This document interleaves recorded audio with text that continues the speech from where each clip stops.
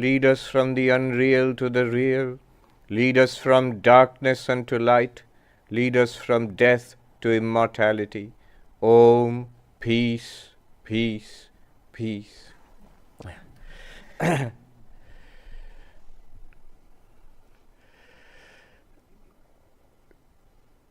You see, the greatest quest that we can ever have, in all human civilizations across the world, it is the spiritual quest. And call it the quest for God realization, call it the quest for moksha, mukti, nirvana. There are many, many such words in India. Can you hear me at the back? Is this? Yes. So it was sort of the quest of the Indian civilization for thousands of years. The quest that, is it possible to overcome suffering, the human condition? Is it possible to attain fulfillment, deep, lasting fulfillment? Is it possible to get an answer to the greatest and deepest, most profound questions that we have as human beings? And the answer throughout the ages, down the centuries and millennia was a resounding yes, yes, yes. Yes, it is possible. The ancient Vedic religion, Upanishads, upon which this retreat is based, but also others, the Buddhists, the Jains, the yogis, the later developments in Hinduism. Throughout the centuries, throughout the millennia, there have been people, many, many, many. There have been methods and paths, techniques, all of which go to show that yes, the answer is a resounding yes. Yes, we can realize God. Yes, we can realize the infinite. Not only we can, we must.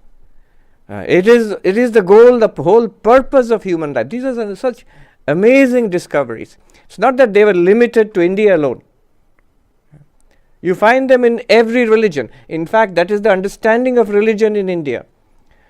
The point of religion is this spirituality, this bridge between the human and the divine, this ultimate purpose of life. That is the point of religion. Religions have many, many dimensions.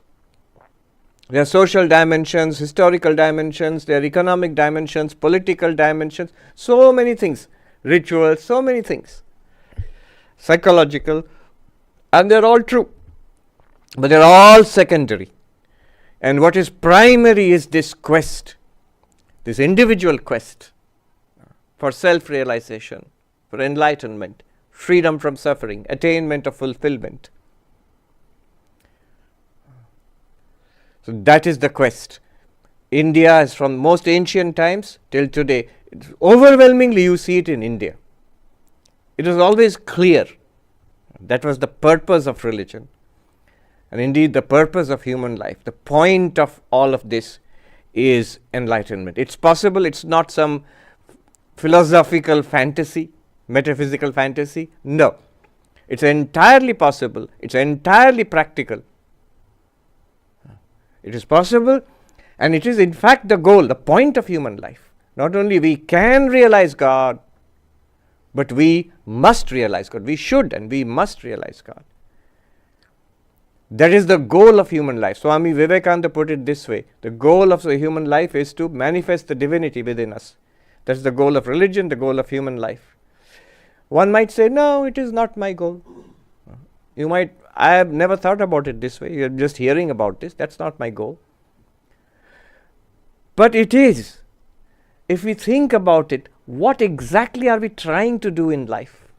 Consciously, deliberately, or unconsciously, just living life. What are we trying to do? We are basically trying to overcome suffering, and we're trying to attain fulfillment in whatever way seems practical and attractive to us at that moment. That's what we are trying to do in life. If you do it consciously, deliberately, methodically, you are a spiritual seeker, a spiritual practitioner. You'll be called, a spiritual practitioner, a spiritual seeker. If we don't think in this way, just live life. You say, I don't believe in all these things. I'm just living my life, trying to have a good time, trying to be successful in life, be rich, be learned, or be successful in whatever way. Sri Aurobindo said life itself is yoga. Even if you're not deliberately practicing any spiritual, even if one says, I am an atheist, that's also part of your yoga. That's how we are developing and going forward. But you can cut short this path. Instead of lifetime after lifetime, it can be done in one lifetime. We can accelerate in one lifetime. I remember I was listening to this talk on YouTube by a monk. It's a wonderful thing, YouTube. Huh? We can hear all these things. I went to our monastery last year in India on the bank of the Ganga, Belur Math. And a young monastic novice whom I had not seen earlier, he had just become a monk, just maybe a few months. He came and he saw me, his face lit up. And he says, now my YouTube spiritual practice, YouTube sadhana, is complete today. You have appeared before me. In Hindi, he said, Aap prakat ho gaye. You have appeared before. So I was watching this YouTube discussion between two monks. One monk, both are Vaishnava monks, devotees of Krishna. And a wonderful discussion. One of the monks is saying to the other monk, Swami, you are so positive that we can all realize God in this life.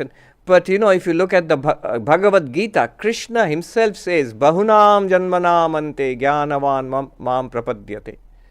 That after many lives of effort, the enlightened one or the spiritual seeker worships God, comes to realize that Vasudeva Sarvam, that means that one divinity everywhere. But the point being, after efforts of many lifetimes, it takes time. It's a long process. Now, this is the traditional idea. But that other monk, I still remember, with such a big smile on his face, glowing face, joyfully said, this is that life, this is that life. That life in which you will find God, realize, become enlightened and free. This is that life. No, it is true. Have that kind of enthusiasm. It's possible. That's the purpose of all these spiritual technologies. Yoga, Bhakti, Vedanta. That's the purpose. To accelerate our spiritual progress so that in this very life we attain to that ultimate perfection, fulfillment, freedom, peace. A professor of philosophy at Harvard University asked me this question. If success in spiritual life is so limited, how many enlightened persons do you see or know? Then if success is so limited, why should anybody come to this path? If 1 in a million, 1 in 1,000, 1 in a million becomes enlightened, why should I come? I mean, it's maybe true, what you're saying may be true, but I don't think I'm going to attain God in this life. Why should I come? I gave him 2 answers and he gave me a third answer. So all 3 answers I will give before you. Why should I come to spiritual life if it's so difficult? Exactly the same question which Arjuna asks Krishna. Suppose I don't become enlightened. Swamiji just told her in the Bhagavad Gita. Suppose I don't become enlightened in this life. What's going to happen to me? So three reasons why we should come to spiritual life and stay in spiritual life. I gave 2 reasons. One is that success is guaranteed. 100% guaranteed. It's your own real self. It is what we truly are. What we are looking for is what we already are. What can prevent you from attaining what you already are? Except that it might not happen in this lifetime. But success is guaranteed. Sri Ramakrishna used to say about the holy city of Banaras, Kashi. It's supposed to be the city of Shiva, but also the city of the Divine Mother Annapurna, the mother who gives us food, sustains life. So there's a saying, nobody goes hungry in the city, holy city of Banaras in Kashi. Nobody goes hungry. Sri Ramakrishna said, nobody goes hungry there. You will all be fed. But some get fed in the morning, some in the afternoon, some have to wait till nightfall. Similarly, enlightenment is guaranteed for everybody. Some get it in this lifetime, some maybe next life or some other time. And some may have to wait for nightfall, that is, the nightfall for God, not tonight.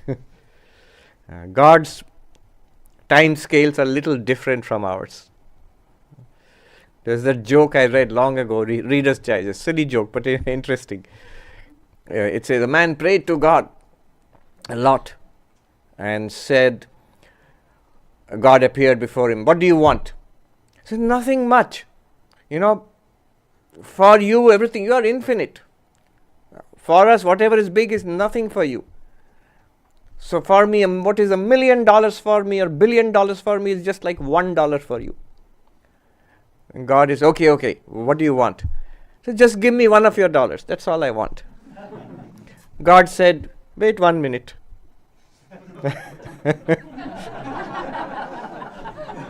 Wait a minute. So Sri Ramakrishna says it'll all get fed, but when, of course.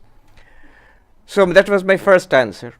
It is not true that very few people get success in spiritual life. Everybody will get success in spiritual life. Everybody. No one will be left out. No one will be left hungry. The second reason I gave was, if one gets a taste of spiritual life, then what could be better than this? What else will you do? Suppose I am not enlightened. So, should I give it up and go back and do something else? No, there's nothing like this.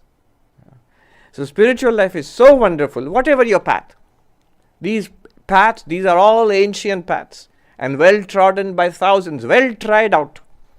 Thousands have gone before us. And it is so wonderful that once we get a taste of it, what else will you do? What else do you want to do in life? I remember when I became a monk, 3 days later, immature, 3 days after becoming, 1 week maybe, 1 or 2 weeks after I became a monk, I was a brahmachari, a novice, I asked another senior, not a monk, I was too, little shy of going to the senior monks, but the senior brahmacharis, novices, who had come 1 or 2 or 3 years before me, I could go up to them. I asked one of them, I don't think I'm making much progress after a week.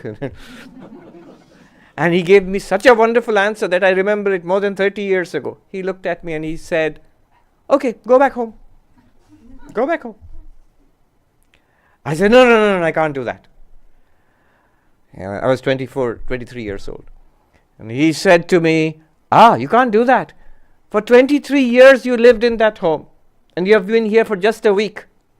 And now you say I can't go. You say I can't go back there. Isn't that progress enough? In 1 week you have made this jump. So, what else will you do? What else will you do in spiritual? You'll never give it up. I mean, there are people who complain, I'm not making progress in spiritual life. So, all right, stop reading, stop studying, stop meditating, stop doing your mantra, don't come to the monastery, don't go on retreats, don't meditate. I said, no, how can I stop that? You see that? So, there is some value there. So, what will you do if once you get a taste of this life? This is wonderful. This is really wonderful. And then the third answer he gave me, he said, those two are good answers, but they're a little theoretical. But I'll give you the practical reason why people stick to spiritual life and keep coming to spiritual life, coming back. That professor told me. He said the reason is, quite apart from enlightenment, God realization, whatever you call it at the end of spiritual life, the goal, every day we get benefit from it. We get meaning, we get peace, we get strength, we get insights, we get blessings. So, there is a continuous flow of benefits. There is a saying, Swalpam apyasya dharmasya trayate mahato bhayat. Even a little practice of spirituality saves you from great fear, from great anxiety. It gives us meaning in life. Sri Ramakrishna would say, if you line up many zeros, it's still 0. 1 0, 2 0, 3 zeros, still 0. But if you put 1 before the zeros, every 0 gets a value. 1 0 is 10, 2 zeros becomes 100, 3 zeros becomes 1,000, and so on.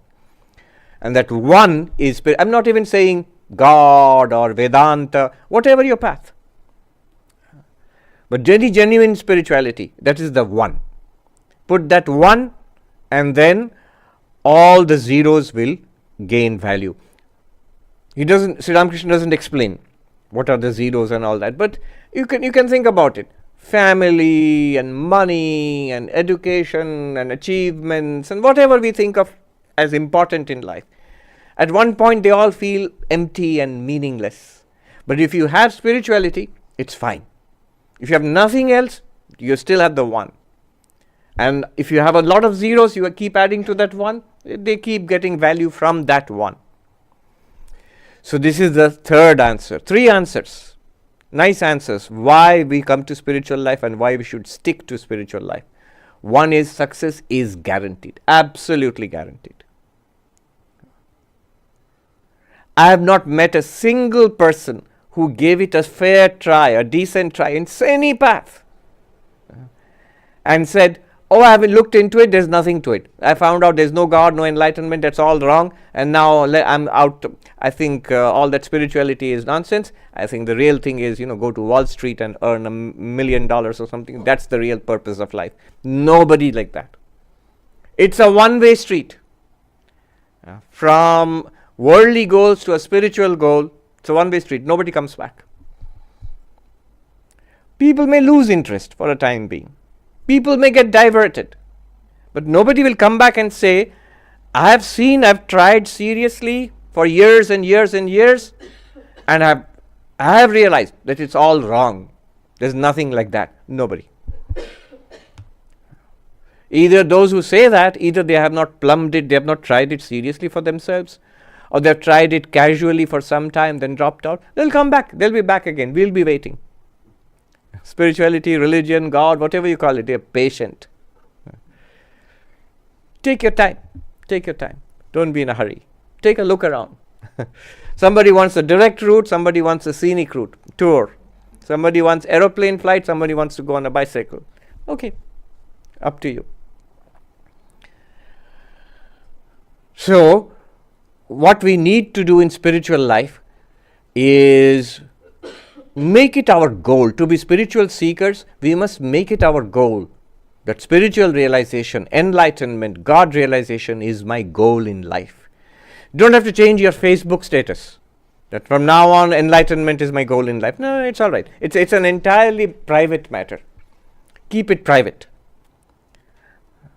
What is the goal of thousands of years ago when the young prince Siddhartha walked out of the palace, eventually became the Buddha? Search for enlightenment, search for overcoming sorrow and gaining enlightenment. What prompted, just the other day, more than just over 100 years ago, the young man Narendranath Datta in the streets of Calcutta in late 19th century in Bengal, who went around asking, have you seen God? Different teachers. And he found his master Sri Ramakrishna. It's an ancient quest, and that is our quest also. Take it seriously. The moment you take it seriously, that is my quest. It is already our quest.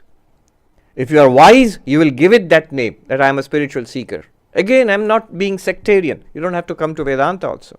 I'm glad if you come to Vedanta, but you don't have to. In any way, in any path, we make that decision. God realization is my goal.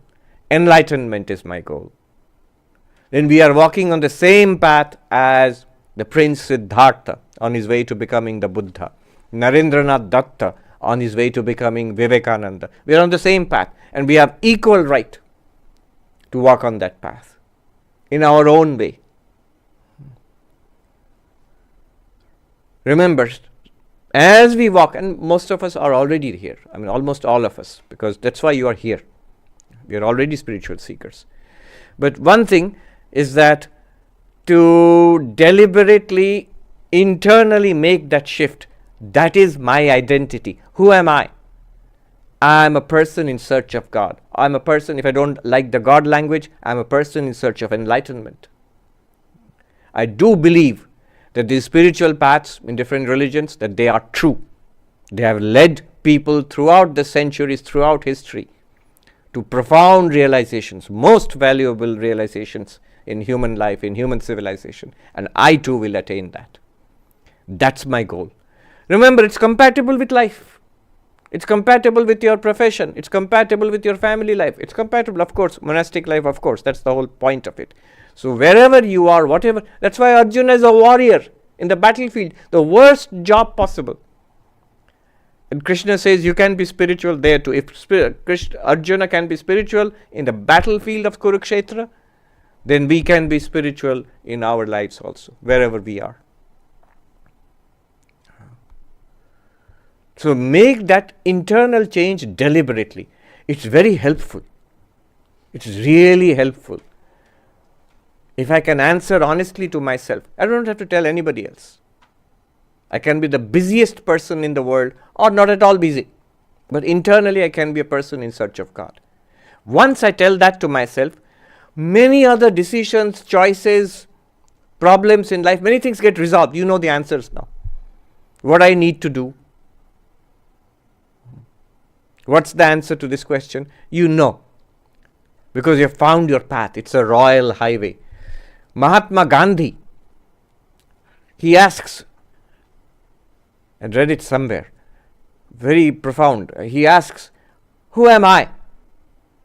When people ask me, who am I? Some people think I am a freedom fighter, which he was. Some think I am a politician. Some think I am a social reformer. All of this he was, there is no doubt about it. Extremely busy person. I saw in our library the complete works of Mahatma Gandhi, 100 plus volumes. That man, how he could write 100 plus volumes, he was continuously working without break. All of these things, fighting for freedom of the country from the British rule, organizing politics. He was a leading politician of his time, reforming society, all sorts of things. And being like a spiritual counselor for so many people who came to him for advice and help. But when he says, if you ask me, Mahatma Gandhi says, who are you? Who am I? I will say, I am a simple man in search of God. You see, that's his understanding of himself. And that should be our understanding of ourselves. Whoever we are, wherever we are, I am in search of God, or I am in search of enlightenment. I am in search of nirvana, moksha, freedom, salvation, whatever you call it. That final adventure of spiritual, of human life, the final adventure of civilization, of these questions. Now there are ways to do it. And the religions of the world, they give us a wide range of ways to do it. All of these paths, that was another great realization of Sri Ramakrishna. First and foremost, spirituality, religion is true. That is the tremendous, rediscovery, I will not say discovery of Sri Ramakrishna, rediscovery, re-establishment in this day and age. It's true. And it can be realized, this truth. We can all come to that realization, all of us. It's not meant for some mystics, a few prophets, a few teachers. No, every one of us can and should come to that realization. But the other thing he also said was, there are paths, there are specific distinct paths, well-trodden paths. And the religions of the world are different paths to that one goal. Echoing an ancient truth in Indian civilization, you go back to the oldest texts, spiritual texts, the Rig Veda, more than 5,000 years ago. Ekam sat vipra bahudha vadanti. The truth is one. The wise speak of it differently. Which is such a tremendous saying. It became kind of the DNA of Indian civilization, which is why you see a tremendous acceptance, harmony, tolerance, freedom, not in the societal system, but in religion, in spirituality. That's why you have such a tremendous effusion, explosion of spiritual paths, techniques. So that is the reason that there is such a truth. And it can be expressed, practiced, taught differently. It's not that one is right and everything else is wrong. Each of them is right. How can each of them be right if they are different from each other? They are right because they are all paths. Paths can be different. Goal is not religion. The goal is not yoga or Vedanta or whatever it is. No, the goal is that ultimate reality. That's the goal. These are different paths. So many paths were developed. All of them work. All of them lead you to the truth. We will go back to the source in this retreat. A very ancient, a royal path. In fact, sometimes I think the royal path is the less used, the road less traveled. Robert Frost, the poet, the road less traveled. Other roads have become more popular. But the highway, the royal road, the direct path is less popular. Now it's becoming a little more popular again, but is less popular. We will go back to that path, rediscover that direct path, the direct exposition of divinity, direct revelation of divinity. Vivekananda said, Vedanta, two things, the divinity within us and the oneness of all existence. Both are counterintuitive. We don't think we are divine. We think we are biological, psychological, social, economic creatures, political creatures. But spirituality, all spiritual paths tell you that there is a transcendent dimension to us. So that's the divinity within us that we will discover. And also the oneness of all existence. Again, counterintuitive. It doesn't seem to be one. It seems to be very diverse and divided. So there is an underlying oneness. And that it is this divinity within us. That's what we shall discover. There are different paths. The path which we will take is the path of Vedanta, Advaita Vedanta, non-dual Vedanta, the path of the Upanishads. These are ancient texts, parts of the Vedas. They contain the final, highest teachings of the Vedas. That's why it is known as Vedanta. The Veda, Anta. Veda being the original scriptures basically stands for spiritual knowledge. And Anta means the end, or in the sense of the final teachings, Siddhanta, the final teachings of the Vedas. They are in these texts called the Upanishads. And among these Upanishads, there are many. Shankaracharya, about 1400 years ago, a great figure in Indian spirituality, in Hinduism, he selected 10, arguably 11 of these Upanishads and wrote Sanskrit commentaries. Why I'm saying 11 is the commentary on the Shvetashvatar Upanishad. Sometimes it's doubted whether it's a commentary by the original Shankaracharya or one of the later ones. But 10 Upanishads definitely. And that's why sometimes they are referred to as 10 major Upanishads. And there are many other Upanishads. I've come across a list, there's a well-known list of 108 Upanishads. And there are many more. So these 10 Upanishads, there's a cute verse which gives you the syllabus of the 10 Upanishads. Isha kena katha prashna mundamandukya titirihi aitareyam cha chandogyam brihad aranyakam tatha. The Isha Upanishad, Kena Upanishad, Katha Upanishad, Prashna Upanishad, Mundaka Upanishad, Mandukya Upanishad, Aitareya Upanishad, Taittiriya Upanishad, Chandogya Upanishad and Brihadaranyaka Upanishad. 10 Upanishads. And these form the basis of Vedanta. The definition of Vedanta which we memorize as novices. Vedanta nama Upanishad Pramanam. The source of spiritual knowledge called Upanishads is Vedanta. So you already know one definition. What are you studying there? In the Vedanta Gesellschaft, we are studying the Upanishads. Upanishads are Vedanta. Vedanta is the Upanishads, Upanishads are Vedanta. So this is the textual foundation of Vedanta. There are two other supporting texts. One is the very well-known Bhagavad Gita.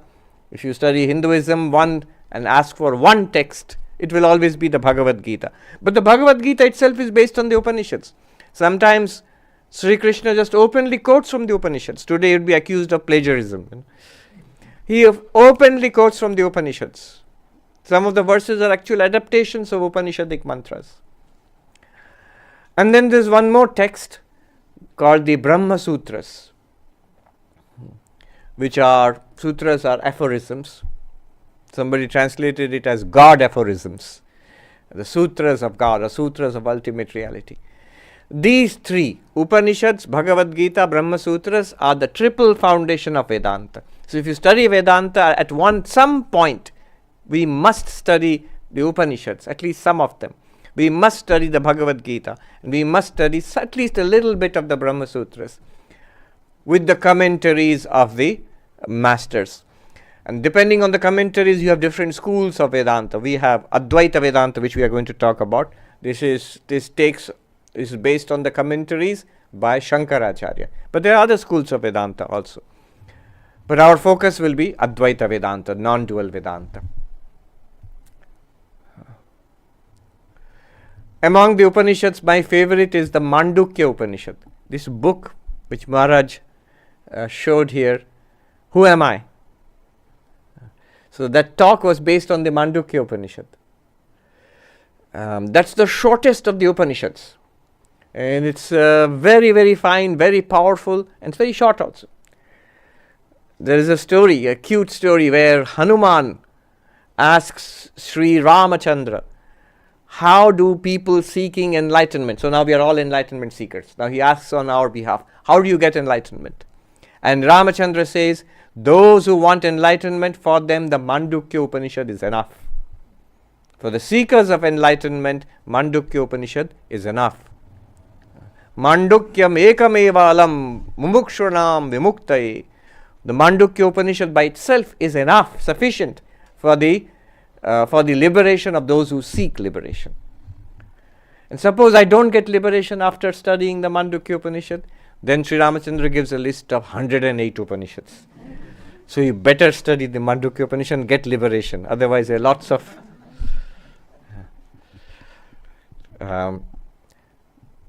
my second favorite Upanishad would be the Kena Upanishad, which is our text.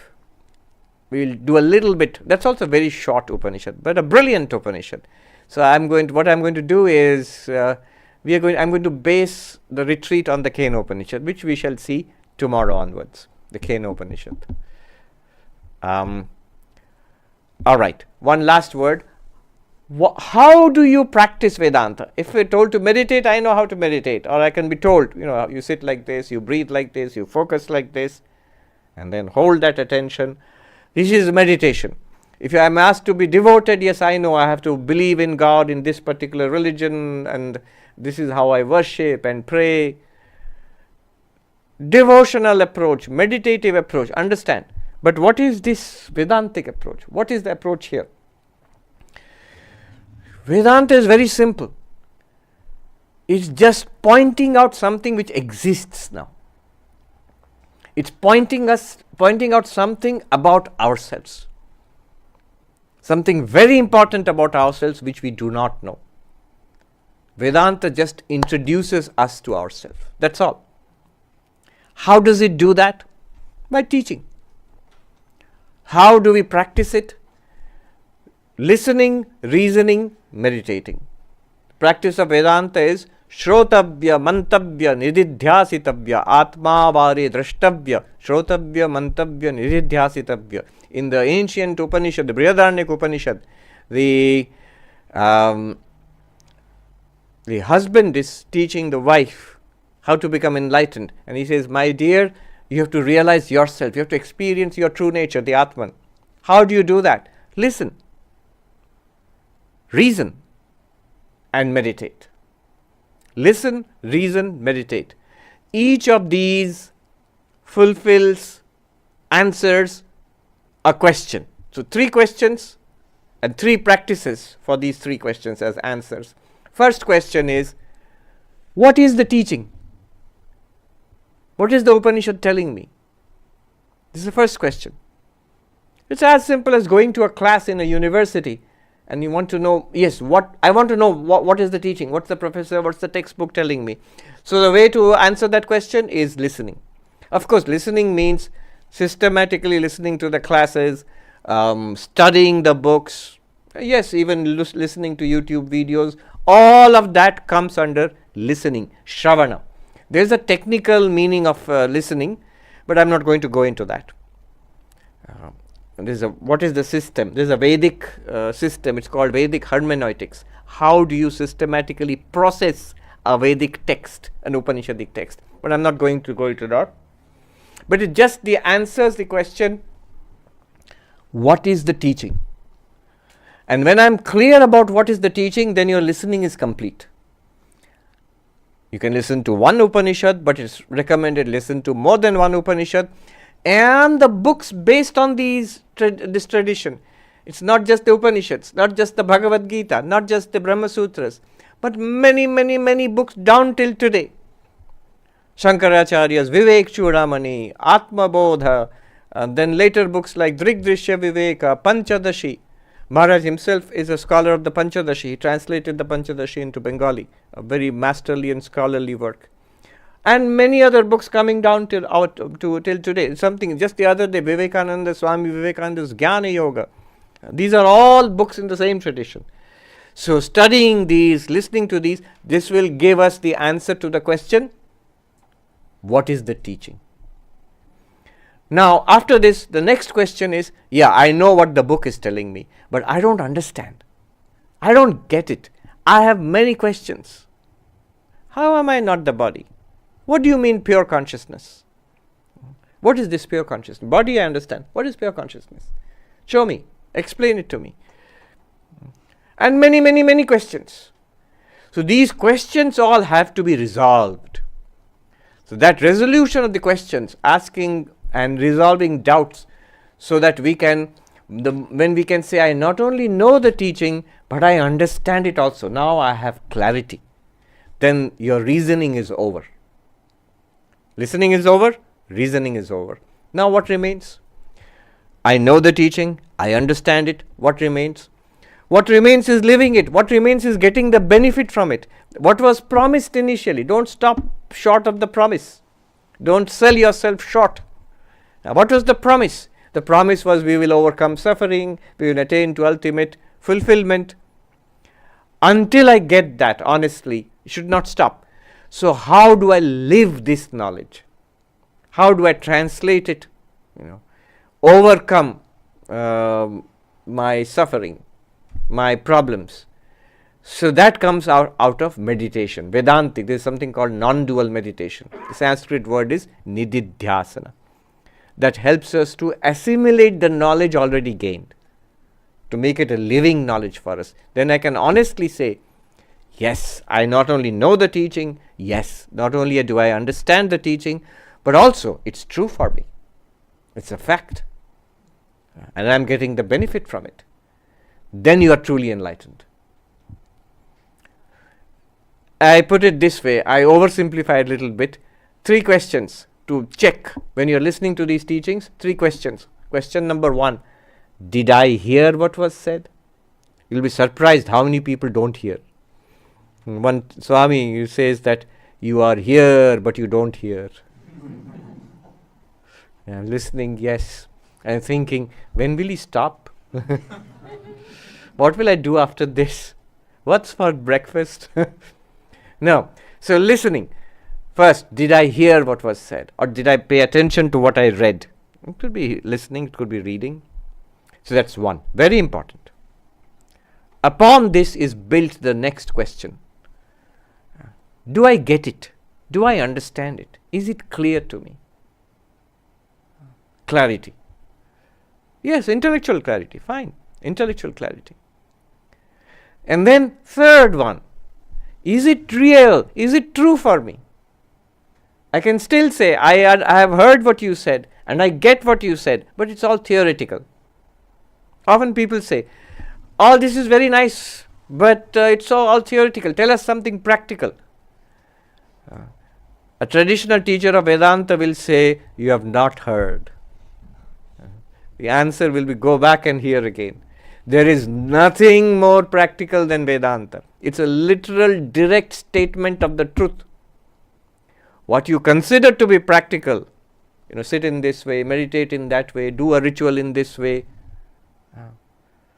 All of that is 1 degree removed from the truth. It's already alienated. It's already based half on truth and half on falsity.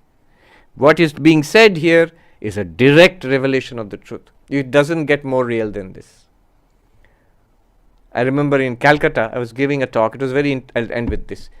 is asked to give a talk. This is the only time, Narendrapur Ramakrishna Mission. They said, we have a special request to you. We didn't know so many people would come. So we have two auditoriums, one with 800 people, one with 1,000 people. But both are full now. And we had originally thought you will give a talk in one auditorium and the others will watch on the screen that will be projected there. But they protested. They say, we see him on the screen anyway. We have come all this way, so we want to see him personally. Now what to do? So they said, we have a request to you. Can you give half of the talk here and say, wait a minute, and then run there and give the other half there? So I did that. Half of the talk, then they declared a tea break. And then we ran to the other auditorium. Then we started the talk again. And of course, the projectors were there for the other part. And then at the end of the talk, I still remember, question answer. One lady was eagerly and indignantly waiting to ask a question. She rushed up before anybody else could to the microphone and said, all this is good, but it's also theoretical. I said, madam, not one thing I said today is theoretical. It is literally the truth. Right now, already done, already accomplished, here and now, and you yourself. So, this is the big claim. What we shall see tomorrow will seem to be theoretical at some point. That's the point you must focus on. Because the teacher is claiming it's a fact now. Why don't I see it as a fact now? So, three questions one must ask. Did I hear what was said? Have I got it? Do I understand it? And third, is it true for me? If you say yes to all three, Vedanta is complete for you. You say, yes, I have understood the teaching. I have got the teachings. Yes, I have understood the teachings. Yes, it's true, I am Brahman. Good. Hold it. Stay there. Om apyayantu mamangani vak prana chakshu shrotram matho balamindriyani cha sarvani sarvam brahma upanishadam maham brahma nirakuryam ma brahma nirakarod anirakaranam astu anirakaranam mestu tadatmani nirateya upanishatsu dharmas te mai santu om shanti shanti shanti. May my limbs, speech, vital force, eyes, ears, as also strength, and all the organs become well developed. Everything is the Brahman revealed in the Upanishads. May I not deny Brahman. May not Brahman deny me. Let there be no spurning of me by Brahman. Let there be no rejection of Brahman by me. May all the virtues that are spoken of in the Upanishads repose in me, who am engaged in the pursuit of self-knowledge. May they repose in me. Om, peace, peace, peace. The theme of this retreat is you. It is the self. It's an inquiry into who or what we are, our true nature. Vedanta tells us, Upanishads, Vedanta tells us that we are deeply mistaken in error of our true nature.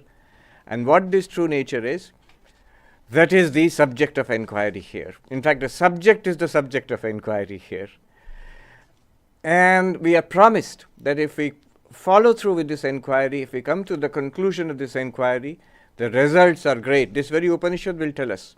Tremendous is the result of those who attain to this knowledge in this very life. And those who do not attain to this knowledge in this life, great is the loss, tremendous is the loss. It's in this very Upanishad, which we will see. The Upanishad which I am going to use as a basis for this retreat, just a part of it. It is the Kena Upanishad. A very ancient and very remarkable Upanishad. It's a very fun Upanishad also. It's full of paradoxical language, twists, dramatic twists and turns, and amazing insights at almost every mantra, every verse of the Upanishads. It takes its name from the first word, kena. In Sanskrit, it means by what or by whom. By whom or by what. So it starts with that. I will start with the question. These Upanishads are often, almost always, in the form of questions and answers. It's somebody who has an inquiry, a question, and the teaching is in the form of an answer. It's in the form of a dialogue between the teacher and the taught, between the guru and the disciple, master and the student. We don't know who the guru is here, we don't know who the student is, but clearly there is a student and a teacher. And the student starts with a question. And we will appreciate the question first. It's a remarkable question. And very interesting because it's about the most interesting subject in the universe for us. I, me, myself. So, here goes. Here is the first mantra, which is the question, the student's question. Om keneshitam patati preshitam mana kena prana prathama praiti yuktaha keneshitam vachamimam vadanti chakshu shrotram kaudeva yunakti. I'm using this book by Swami Gambhiranandaji, who was the 11th president of our order, a tremendous scholar of Vedanta, and many the translation of the authoritative texts into English, and very precise and clear translations. So I'm using the translation by Gambhiranandaji. What is this question? Willed by whom does this mind get directed towards its object? And this is a sort of fancy way of saying, how am I thinking? This experience of thinking. We are thinking of stuff. How am I thinking? Being directed by whom does the vital force which precedes all proceed towards its work? Basically prana. Prana means the vital forces keeping this body alive. So what is behind the prana? What is at the source of this life force? By whom is this speech willed that people utter? Then I'm speaking. We are all speaking. How is this happening? Who is the effulgent being who directs the eyes and the ears? I'm seeing, I'm hearing. How is this happening? So let us first appreciate the question. The Upanishads all start with these profound questions. The Katha Upanishad starts with the question of the little boy Nachiketa to the Lord of Death, the King of Death. What is death? What happens after death? Old question. The Mundaka Upanishad starts with the question, Sir, what is that by knowing which everything is known? Chandogya Upanishad starts with this question also. In the 6th chapter of Chandogya Upanishad, the student Shvetaketu is asked by his father, did you learn that by knowing which everything is known? And this Upanishad starts with the question, how do I think? What is this thinking? Thinking, willing, feeling, imagining, remembering, all our Am I audible to you at the back? Yeah. No? You are? Okay. Our internal life, emotions, memory, desire, likes and dislikes, understanding, all of this, how is it happening? Our sensory life, I'm seeing, I'm hearing, smelling, tasting, touching, all the 5 senses, when they're operating, these experiences, sensory experiences, how is it happening? Life itself. What's deeper than life itself? So these are the questions. And these are really fundamental questions. When we hear these questions, we say, yeah, great question. Now we need to know the answer. We need to jump ahead to the answer. We are very eager to know the answer. And I was also eager to know the answer. Until a philosopher, a very great philosopher of Indian philosophy, I think one of the greatest minds in Indian philosophy living today, Professor Arindam Chakravarti. He said to me once, Maharaj, stay with the question. Before you eagerly jump forward to the answer, stay with the question. Appreciate the question. let the question soak into you. Let it become our question. Let us understand and, savor the question in all its implications, in all its dimensions. Often I have seen, as I started doing that, and after studying Vedanta also, when you go back to the question from which the Upanishad started, when you go back to the question from which Vedanta started, after having studied Vedanta, practiced it years and years, you begin to see the answer was already there in the question, in a seed form. It's just developed in the text later. The questions are amazing. So let's stay with this question for a moment. This question is about consciousness. Now, notice what this question does. First, it directs our attention back to ourselves. You're seeing, right? Yeah, I'm seeing. You're hearing, right? Yes, I'm hearing. Pay attention to this seeing. Which seeing? Any seeing. This one right now. Pay attention to this hearing. What's going on here? What does it feel like? This seeing, this hearing. Savor it. And then very quickly we notice many things about it. One thing we notice is seeing is very different from hearing. You see, it's seeing. See what it feels like to see.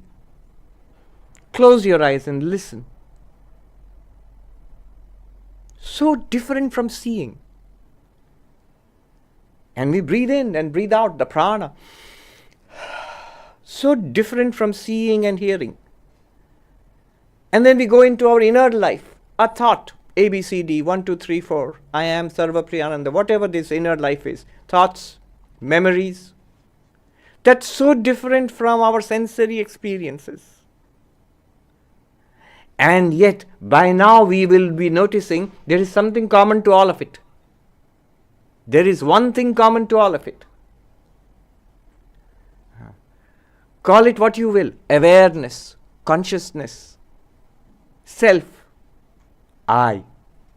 After all, I am seeing, I am hearing, I am thinking, I am remembering, I am enjoying, I am suffering. So this one thing common to all of it, this awareness, this consciousness, the question is about that. Notice the question is not really about our eyes. If you go to a medical college library and you will find shelves and shelves of books, entire departments on ophthalmology, the eyes. It's not an ophthalmology question. How do the eyes function? What are the constituents of the eyes? What are the diseases of the eyes? No, that's not the question. It's not a question about the ear. What's the specialization? Ear, nose, throat. Yes. You will find books and books about it. Degrees in medicine and doctorates and PhDs are awarded. It's a huge specialty. Is it a question about ENT? No. Is it a question about the mind? Not even that.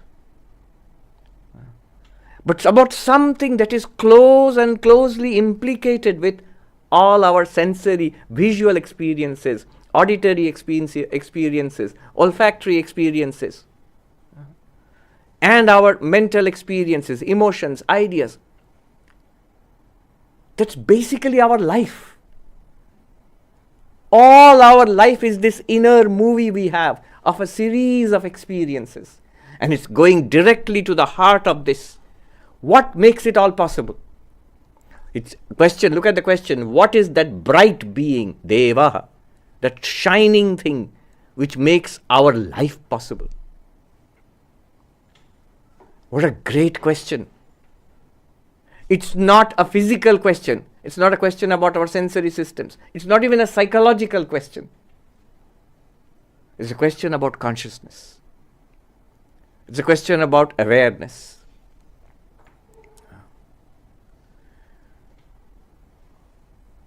It's a very sophisticated question. Thousands of years ago, they asked this question, and we'll see the answer. The answer is as remarkable as the question. By the way, just as an aside, Yesterday I mentioned, how do you deal with these classes, this retreat? 3 things. What did he say? Important. You must listen attentively, seriously. Listen attentively, seriously. Most of the time, we are listening to a voice in our head, and partly only to what's coming from outside. So silence the voice in the head, listen to what's coming, this teaching itself. Then second, we must also engage with the teaching. Is this correct? Is this wrong? Do I get it? What is it that I do not get? What clarification do I need? So that's the second part of it. The third part of it is it true? Is it a fact? What is being claimed here? So in this first session, it's about the first 2, the hearing and the reasoning. I will talk about the teaching here. And then you must engage with it. We must ask questions. There will be time for questions.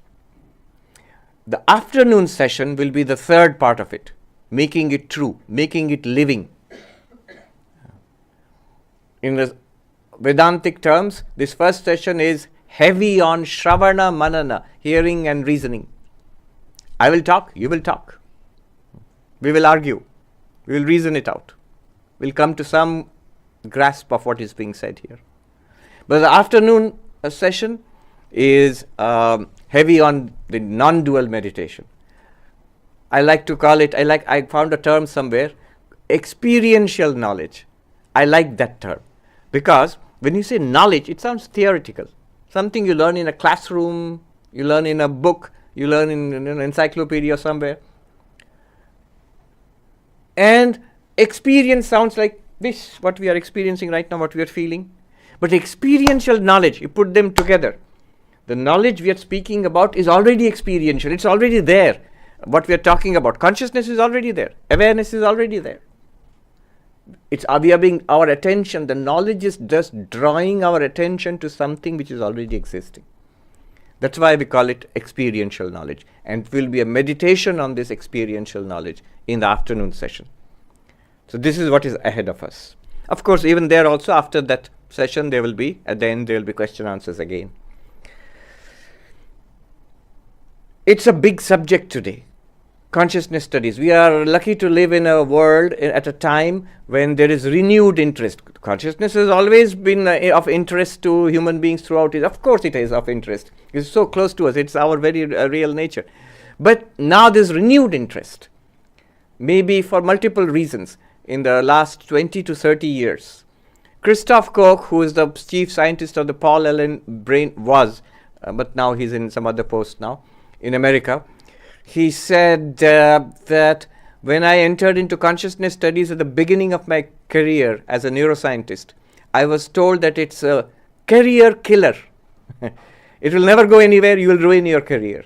But luckily today it's a booming field, it's a cutting edge. One reason might be the development of very powerful imaging technologies. So the brain imaging is now at a much more sophisticated and subtle level than it used to be earlier. There's some things called functional fMRI, functional MRI basically. So you can get very close scans of the brain, the living brain in action. Then another reason might be the development of intelligent machines, computers, the internet, and now artificial intelligence. So again, we have got a renewed question now. What does it mean to be human? And therefore, what does it mean to be conscious or aware? Yeah? So these are some reasons. In philosophy, David Chalmers came up with the term hard problem of consciousness. Scientists expected, because the paradigm is everything is matter, everything is energy. Everything is space, time, matter, energy. So consciousness also must be somehow matter. And it seemed quite obvious that consciousness is the brain. The brain activity produces consciousness. But strangely enough, we have run into serious problems. Vedanta would say not strangely, very expected. Brain activity is not consciousness. It's implicated in conscious experience, but it does not produce consciousness. Consciousness cannot be reduced to brain activity.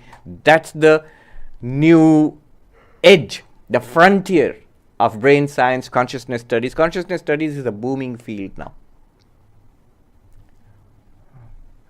So the question has been with us for a long time, from the Upanishadic times, and we are asking this question once again now.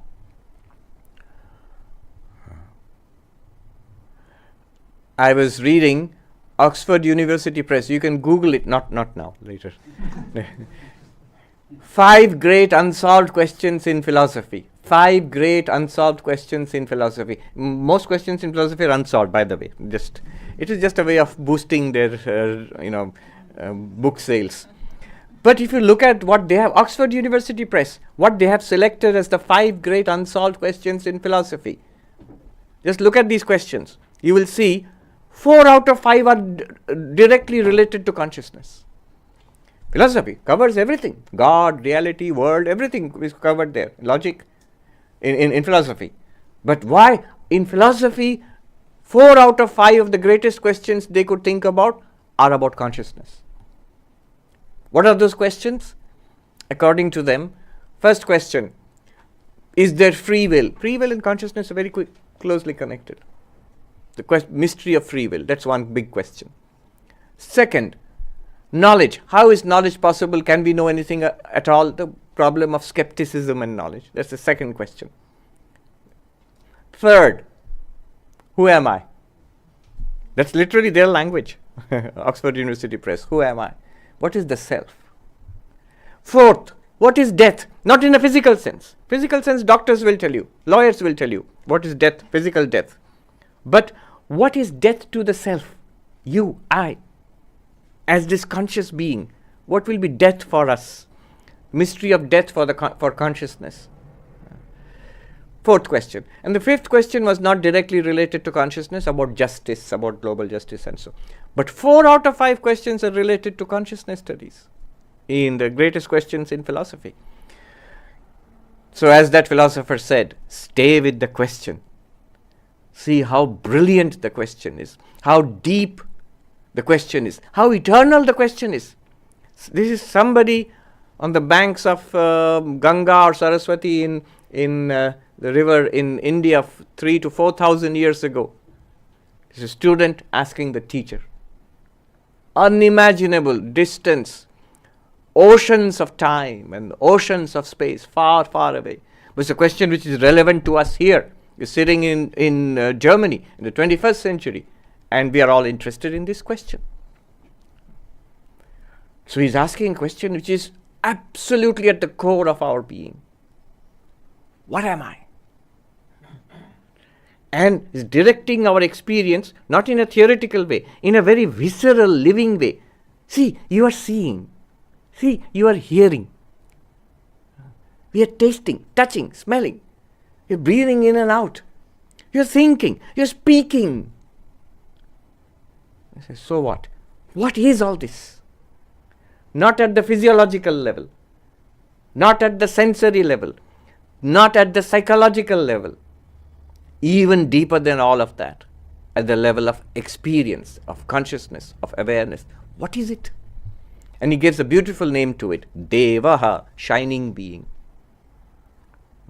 Often in the Upanishads, the analogy of light is used. What is light? In the Vedantic or Upanishadic view, light is that which removes darkness. So the world is enveloped, the room is enveloped in darkness. You switch on the light and the room is revealed. So this is the light for the room. But the light for this light is your own eyes. Why? Because if your eyes are closed, this will not be revealed. When you open your eyes, this light is revealed. So the light for this light. Otherwise, if you close your eyes, even this light will be hidden in darkness. So your eye is the light for this light. But even the eyes are not the final light, because our mind has to pay attention. Unless some people can do that. They can look blankly at you, but they are not seeing you. Something else is going on in the mind. Some people I have heard, they have even perfected the skill of sleeping with eyes open. It's a great skill. But sleeping, nothing, nobody is there. So the mind is the light for the eyes, not only for the eyes, for the ears, for the nose. Mind is the light which illumines the input, sensory inputs. So mind is the light for the senses. And finally the Upanishads will say consciousness is the light of lights. Jyotira Jyoti. Every day when we sing the evening hymn, you will see one line is there. Jyotira Jyoti Ujala Ridhi Kandara, which means light of lights shining in my heart. In my heart means in the core of my being. What is it referring to? It seems to be we are referring to the deity being worshipped here. But it's referring to yourself. What is the light of lights shining in your heart? You, awareness, consciousness. That is what the question is about. About the shining being which is illumining all our experiences, which is at the core, at the heart of our life itself. What is the mystery of this being? What is the mystery of consciousness? What is the mystery of awareness? Whichever word you use. So it is used like light. That's why the word Devaha, light. Now the answer. You'll be like, move on. Okay, I got it. It's an important question. Let's get on to the answer. Good. Now the answer. And you will notice this Upanishad is amazing. At every mantra it is shocking. It's paradoxical. What is the answer? Shrotrasya shrotram manaso mano yad vachoha vacham sau pranasya pranaha chakshushas chakshuratimuchya dhira pretyasmad lokad amrita bhavanti.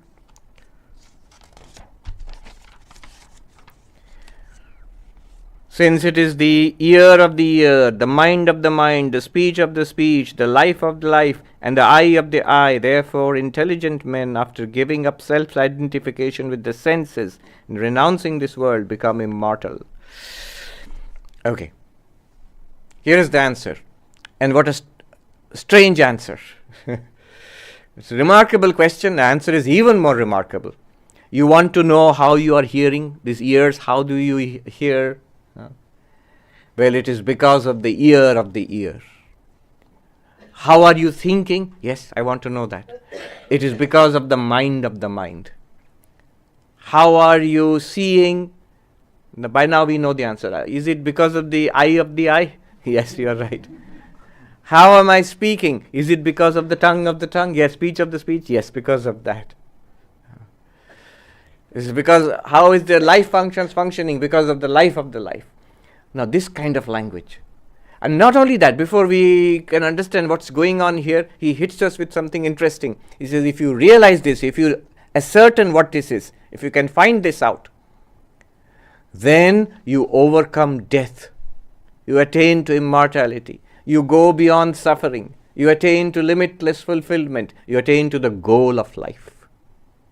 If you can find out what this is, what we are talking about here. The result is mentioned. The teaching is given. The method is given that you have to ascertain this, you have to find this out. That's the method. And the result of this inquiry is also given in this one answer, one sentence. The rest of the Upanishad and the rest of Vedanta is trying to understand and explain this sentence. Remarkable. But first of all, let's see the teaching itself. If the question is, what is consciousness? A more detailed question. How do I see, hear, smell, taste, touch, or how am I getting these various experiences? Well, the answer should be consciousness. Why didn't he just say so? It is consciousness. There are many words for it in Sanskrit. Directly you could have said, why this kind of elliptical speech? Coming at it sort of indirectly, in a circular fashion, eye of the eye, ear of the ear, mind of the mind, speech of the speech, tongue of the tongue, whatever. Why? There is a reason which will become more and more clear as we go on. But now let us see the unique features of the answer. When the teacher uses the term ear of the ear, eye of the eye, mind of the mind, notice three features of this answer. One feature is, when the question was, how am I hearing, this experience of hearing? The answer was not because of the ears. It is because of the ear of the ear. Therefore, indicating what you are asking is not the physical ears.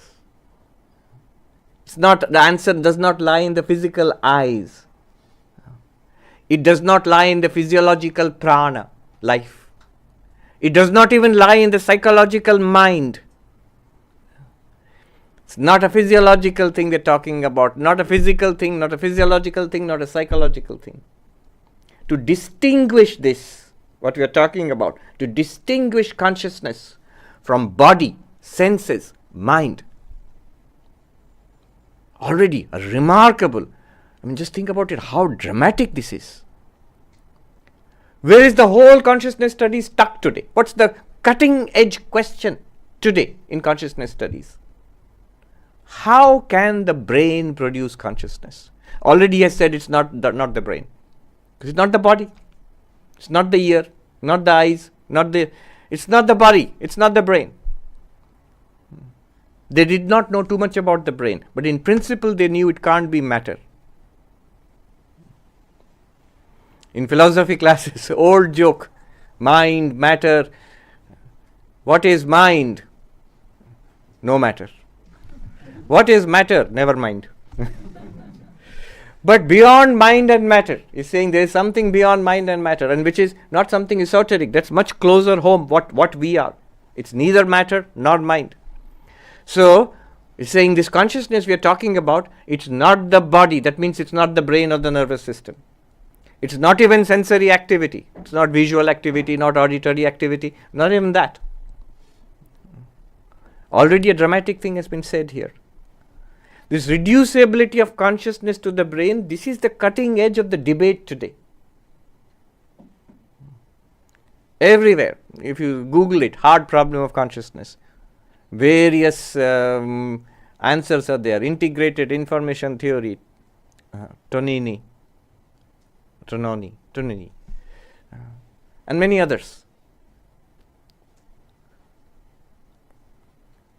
Anyway, stuff I was going to say, but it's secret, so I can't say now. I'll tell you in a few months' time. So there are these, public and not so public discussions going on at high-level groups, and I'm just happy to say the cutting-edge physicists in the world, cutting-edge psychologists in the world, and philosophers, including Vedanta, Buddhism, trying to understand what is consciousness. So this is the first thing. Consciousness is not reducible to the brain. The first claim is not reducible to the brain. Consciousness is not reducible to sensory activity. Consciousness is not reducible to mind. In fact, in Vedanta, a simple criterion for understanding what is consciousness and what is not consciousness, very simple analytical knife, is that if in our own experience we can label something as this, then it's an object, it's not consciousness. This glass here, since I say this, then this is not consciousness, it's an object presented to consciousness. And when I make a sound, this sound, the sound itself is an object presented to consciousness. The body, can I say this body? Yes. In that case, the body itself is an object presented to consciousness. The breath, can I say this breath? Yes. After all, that's the whole basis, the anchor of mindfulness meditation. Breathing in, I'm aware, I'm breathing out. Breathing out, I'm aware, I'm breathing out. If Vedanta will say, you are aware of the breath? Yes. In that case, the breath is an object, and awareness is distinct from that object. It's not the prana.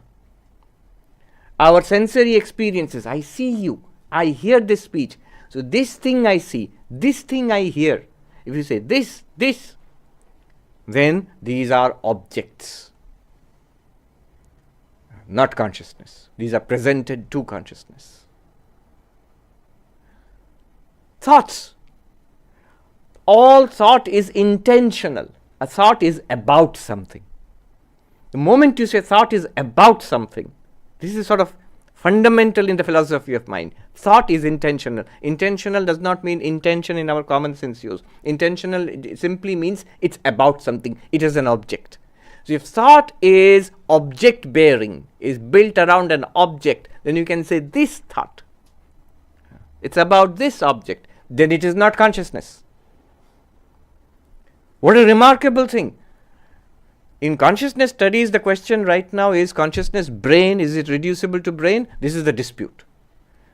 But what they don't even ask, consciousness and mind. If you ask consciousness studies people, what do you study? They'll say cognition, memory, perception, self, pain, pleasure. This is the area of study of consciousness studies.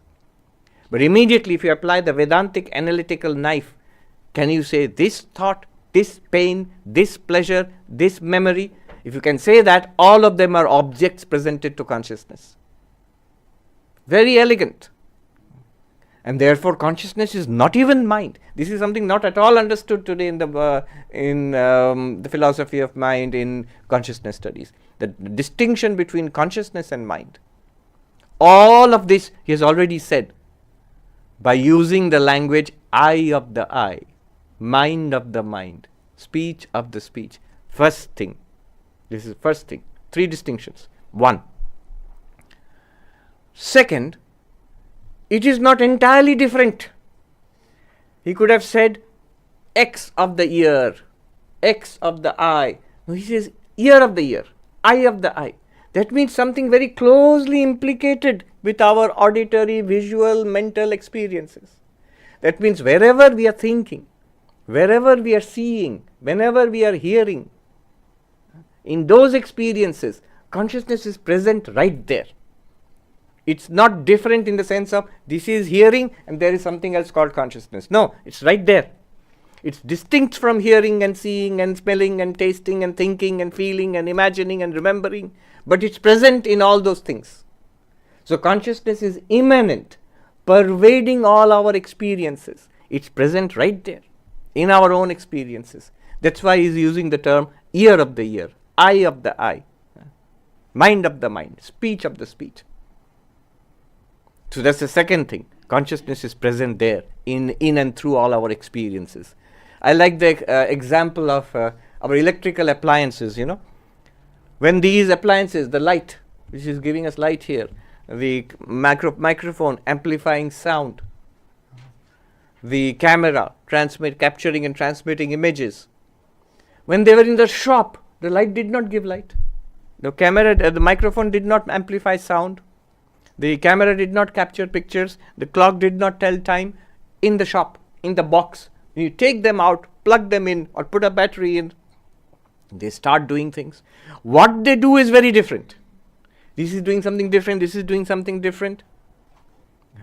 The blinds, they're also doing something different. They're all doing different things. But if you ask, what is that one thing which got into them, which made them do these different things, which they were not doing earlier? We all know the answer. Electricity. Electricity does not give light, but in conjunction with the bulb, it gives light. Electricity does not amplify sound, but in conjunction with the microphone, it amplifies sound. So it is the one thing which got into the bulb, the microphone, the clock, and the camera. Can we say it is the light of the light, it is the microphone of the microphone, it is the clock of the clock, it is the camera of the camera? We can say that in that sense. These instruments are designed to do different things, but they require that electricity to be able to. This is just an example. It's not a very good example also.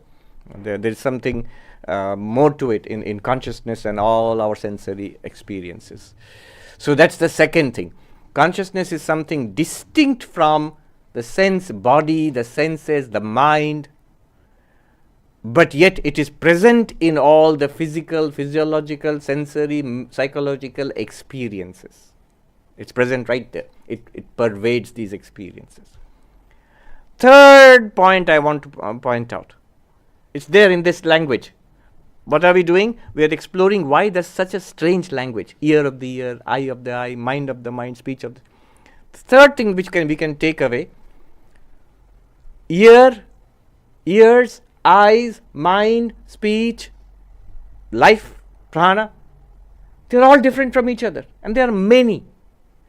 But the language which is used is by whom or by what. By whom? One. So by using the word ear of the ear, eye of the eye, mind of the mind, speech of the speech, breath of the breath, it is pointing out that there is one thing common to all of this. Consciousness is one. Eyes, ears, speech, they are all many. Devices, many. Electricity, one. It's one reality. Consciousness is one reality. These are all big questions. I'll give you an example why these are all controversial. For example, you can disagree with this.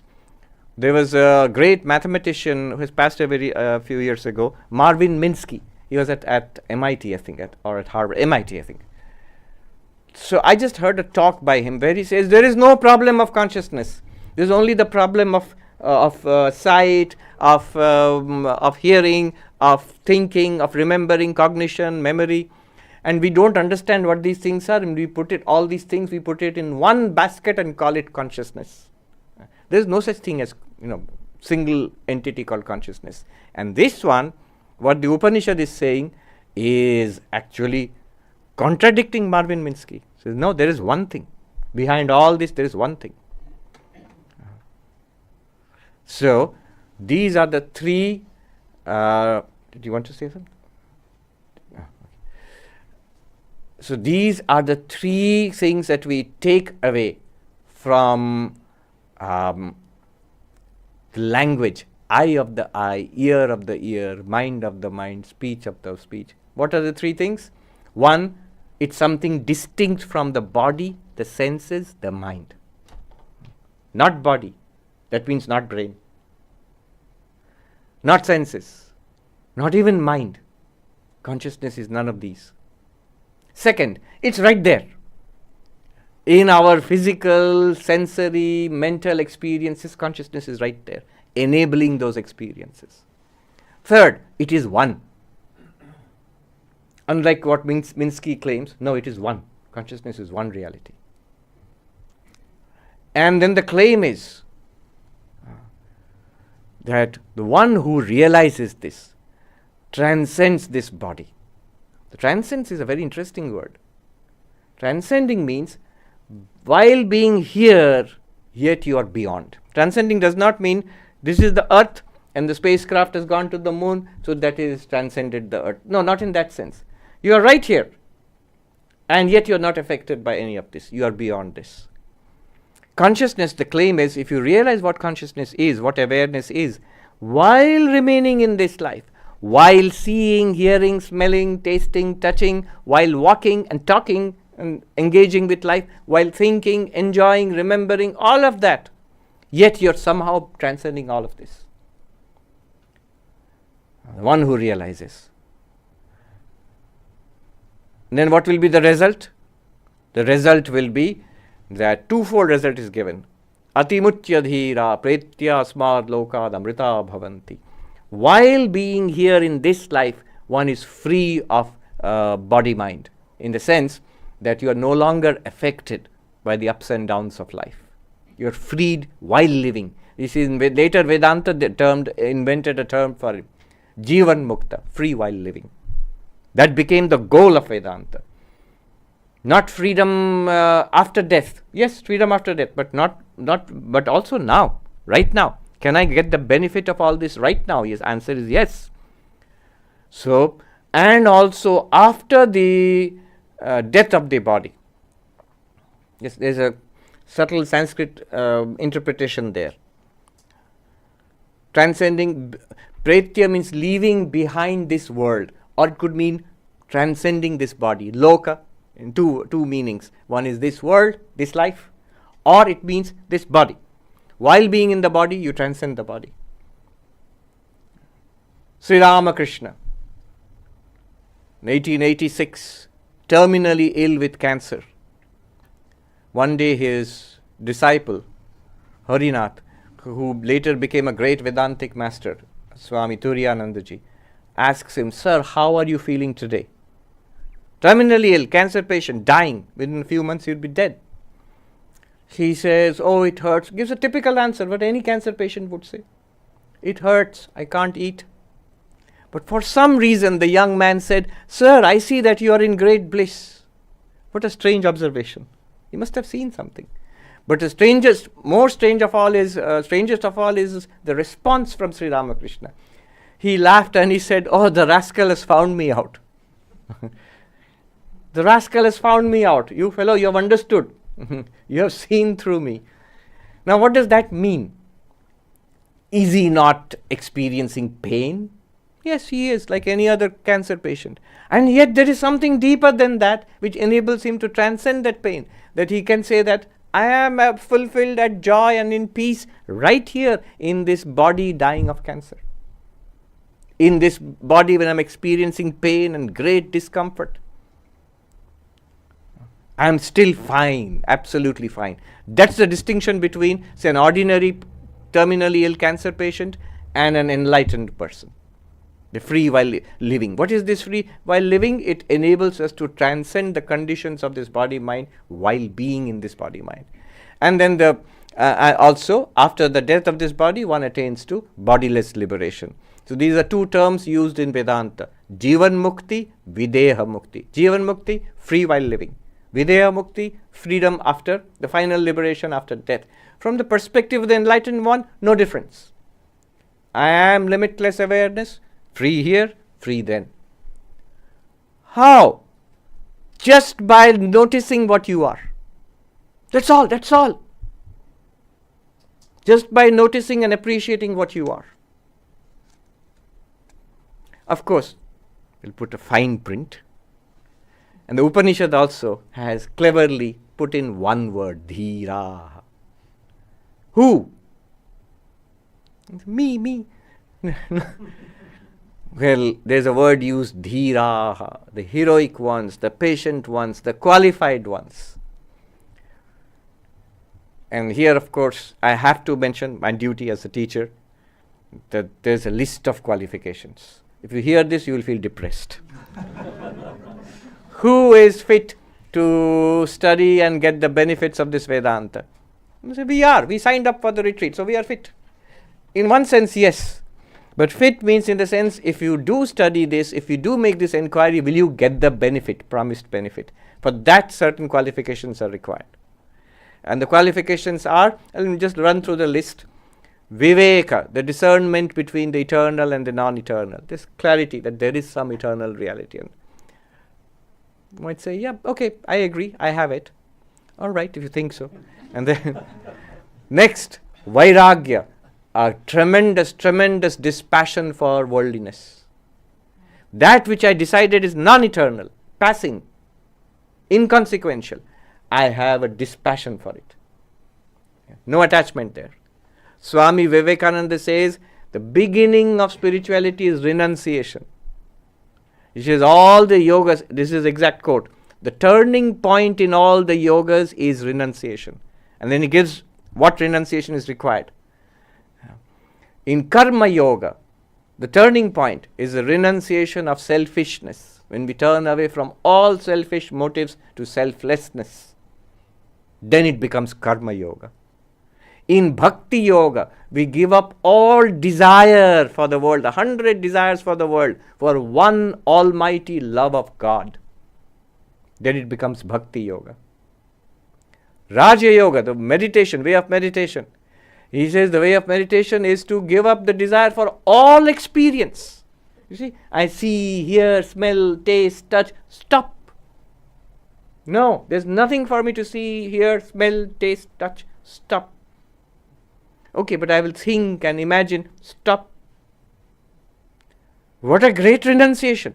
A renunciation of all experience.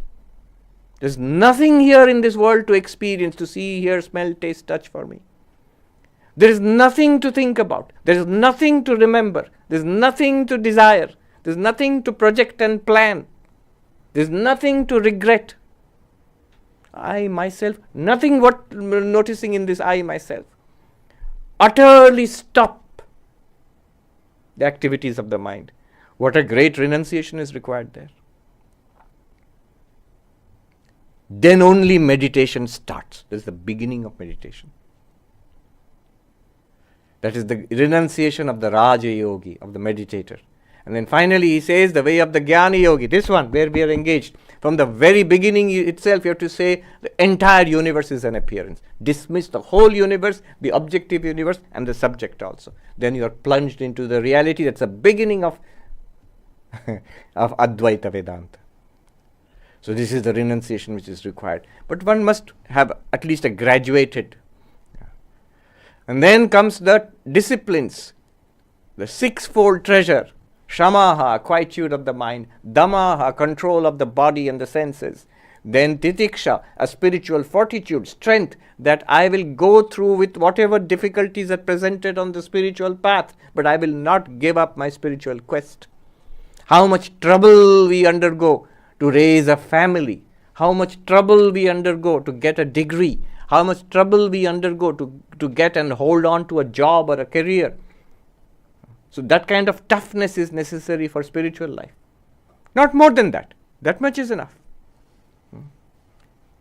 That I will go through with this spiritual quest. Then samadhana, uparati. Then uparati. Uparati means a withdrawal from too much engagement with the world. In fact, some of the commentators say at this point, the real meaning of uparati is you must become a monk formally. That's not necessary, but one of the interpretations is that. At this point, before opening the book, become a monk formally for the rest of your life. No more connection with the world. So that kind of turning away from the world. Then samadhana, tremendous focus. This Upanishad, I'll hold on to this. Listen, listen, listen. Think about it, think it through. Notice that reality and meditate upon it. That is samadhana, focus, a tremendous focus. And there some of the commentators say, what kind of focus is required? Up to the attainment of yogic samadhi. Attain samadhi, then open Vedanta.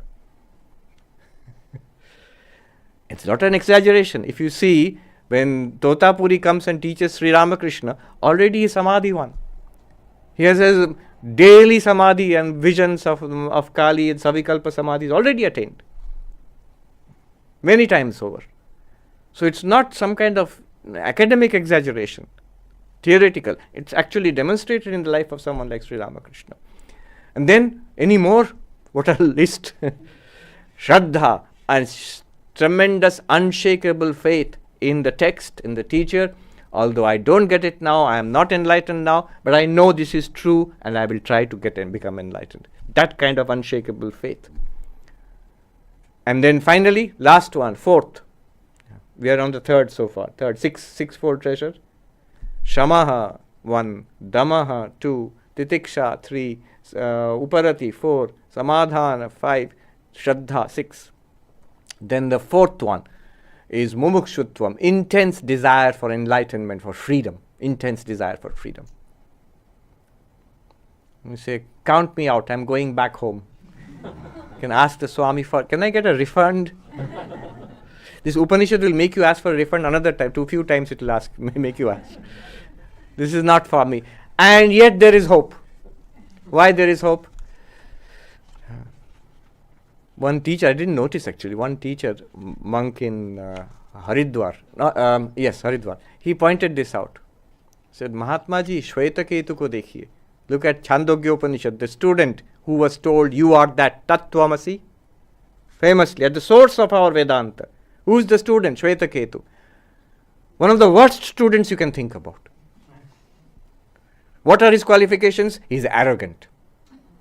That was the first thing we notice about him. This Upanishad says he is full of pride of his knowledge. And then his father asks him, did you know this knowledge? Was this taught to you at school? This boy, he criticizes his teachers, Guru Ninda, one of the highest, greatest saints. No, they don't, I don't think they knew. They didn't teach me. Is he qualified for Vedanta? And yet he is taught and he becomes enlightened. So, don't be scared. There is such a thing as grace. These are qualifications. This makes it clear what kind of development we must pursue in ourselves to become enlightened. That's the goal. That's the point. But are we qualified? Yes. Ramana Maharshi was asked, after somebody must have read all these things, these qualifications, and asked, am I qualified for your teaching? He would teach, who am I? Inquire, who am I? Am I qualified for who am I?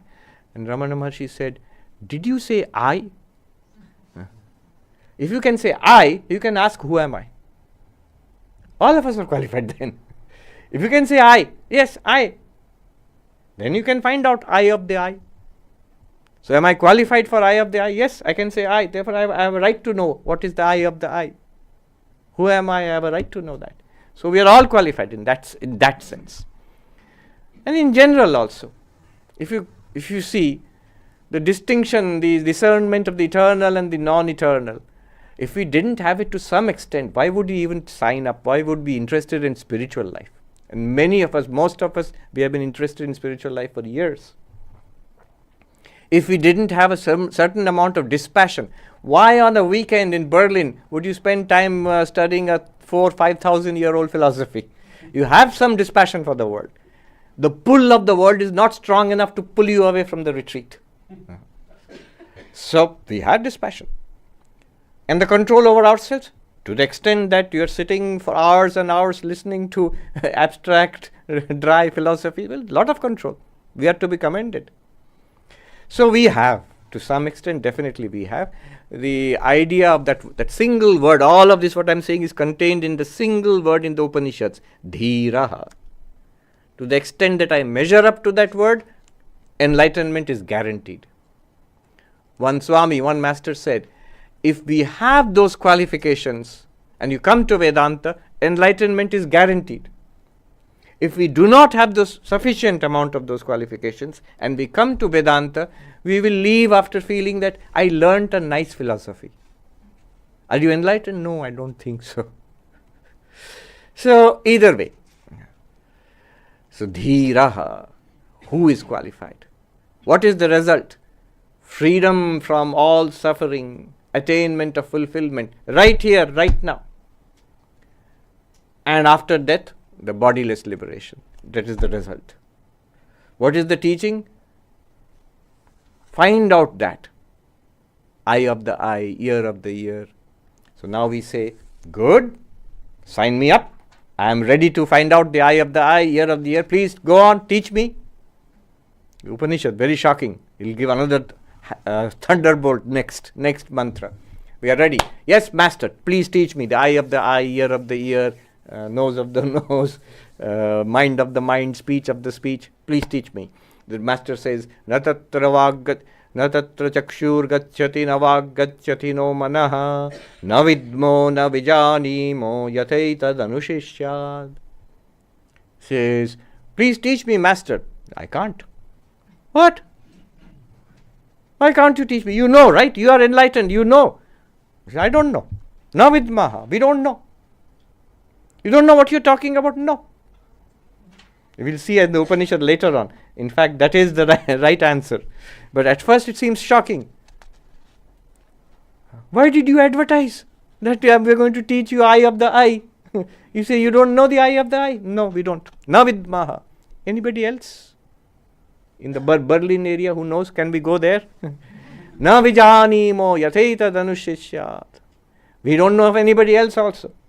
Any other school, any other lineage who can teach you this. But give me the technique, I will try it out myself. Yateita danushishyat. How it is to be taught, what is the procedure to follow? That also we don't know. Why not? This is very disappointing. He says, na tatra chakshur gacchati na vag gacchati no manaha. He says, it is not something that you can find with your senses. You can't see. It literally means the eyes do not go there. The speech does not objectify it. The mind cannot think about it. Therefore, we don't know. So, when he says eyes do not objectify it, what it means is it's not available for sensory experience. That eye of the eye, it cannot be seen by the eyes, it cannot be heard by the ears, it cannot be smelled by the nose, it cannot be tasted by the tongue, it cannot be touched by the skin. Can I attain it by doing something? Navag gacchati. Speech cannot express. Speech stands for all the motor organs. You can't walk to it. Can I go on a pilgrimage and to attain to the ultimate reality, consciousness, eye of the eye? No. Can I catch hold of it? Catch hold of it. I remember one monk, brahmachari, novice was there years ago. Very intense, very intense. He had a frown on his face all day long. I'm sure he had a frown on his face when he was sleeping also. And he would never smile. And he would rush around. He had no time to waste. Even while eating, he was memorizing the Gita or something. So once he went to wash. I saw after food he was going and washing his dish there. The way he was doing it intensely, opening the tap. And then the Swami, who's the head of our ashram, he was saying, look, the way he is doing it, he's going to grasp Brahman. You're going to catch hold of Brahman. The way he's catching hold of the tap. Can I do that? No. Can I catch hold of Brahman? No. Can I walk to Brahman? No. Can it be expressed by speech? You're talking. This is speech, right? Upanishad is speech, so it can be expressed, right? Just tell me. Words cannot express it. Why? See, all of these things are very deep. Why words can't express it? Then how are you talking about it? The whole philosophy of language comes in there. What can language do? What language cannot do? Why it cannot refer to consciousness? And then further, how is the Vedanta talking about it then? What are the strategies of getting around this obstacle? So many interesting things are there here. If you want, in the question answer, we can talk about it. But we must stick to our our focus. Like the student is very focused. I want to become enlightened. We'll keep the philosophy for later on. You sure you can't teach me? No. Nobody else? No. Give me the method? No. He's hopeless. And then the teacher comes. See, the Upanishad is dramatic. Then the next mantra, the teacher says, wait a minute. There is a way. I knew it. Tell me the way. He says, Anya deva tad viditadatho aviditadadhi iti shushruma purvesham yenastadvyachachakshire. That Brahman is surely different from the known, and again it is above the unknown. Such was the utterance we heard from the ancient teachers who explained it to us. There is a way. And this way has been transmitted down the lineage of teachers. Who is saying this? 3,000 to 4,000 years ago. He says the ancient teachers have taught us. So the knowledge far precedes this teacher. It's been taught from teacher to student. I can transmit it to you. Let's see if it works. I will tell you and watch you carefully, enlightened or not enlightened. What is the chain reaction, chemical reaction taking place? So what is that teaching? As has been taught by the lineage of teachers. He takes no credit for it. Unlike modern teachers, it is my realization. I have come to it. Nobody ever thought of it earlier. It's absolutely novel. From the Vedantic perspective, the moment you make, they don't realize, the moment you make such claims, absolutely novel. Nobody thought of it earlier. The Vedantic response will be absolutely useless.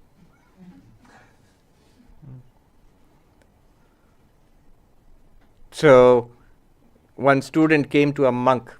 I'll tell you in Hindi what the original thing was and then translate. He came to a monk and he said, I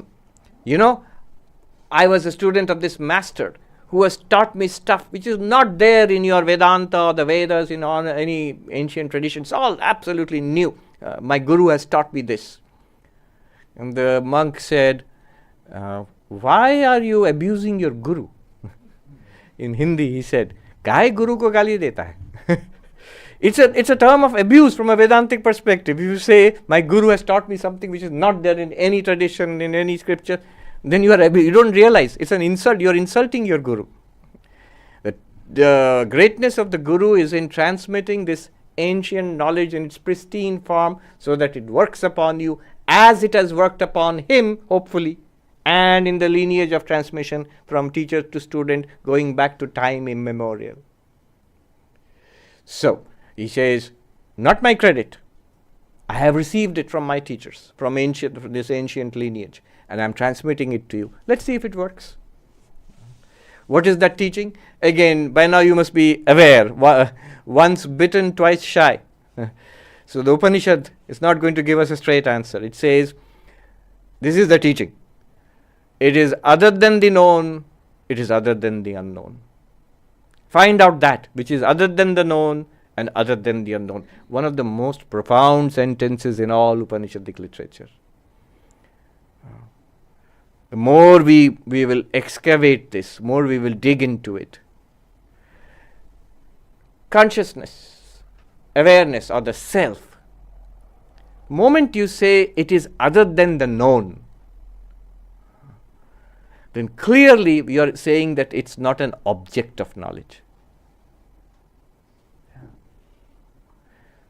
And yet you're teaching me how to become enlightened, how to know it. Then what is the usual way of knowing, and then in what sense do we know the self? Because it's not other than the known. And yet it is not unknown.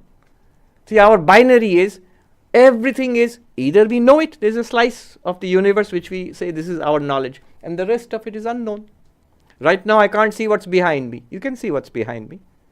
I can see what's in front of me. When I turn around, now I know what's behind me. And it has again become unknown to me. At least unseen to me. Similarly, there is a slice of the universe which I see, hear, smell, taste, touch, which I think about, which I remember, which I understand, which I have mastered it, some part of the universe, some kind of knowledge. That is the known for me. And here the master says, none of it is the self, none of it is consciousness.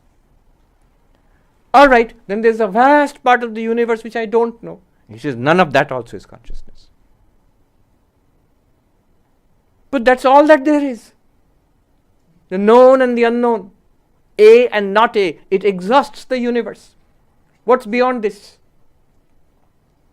Either members of this set or not members of this set. What else is there?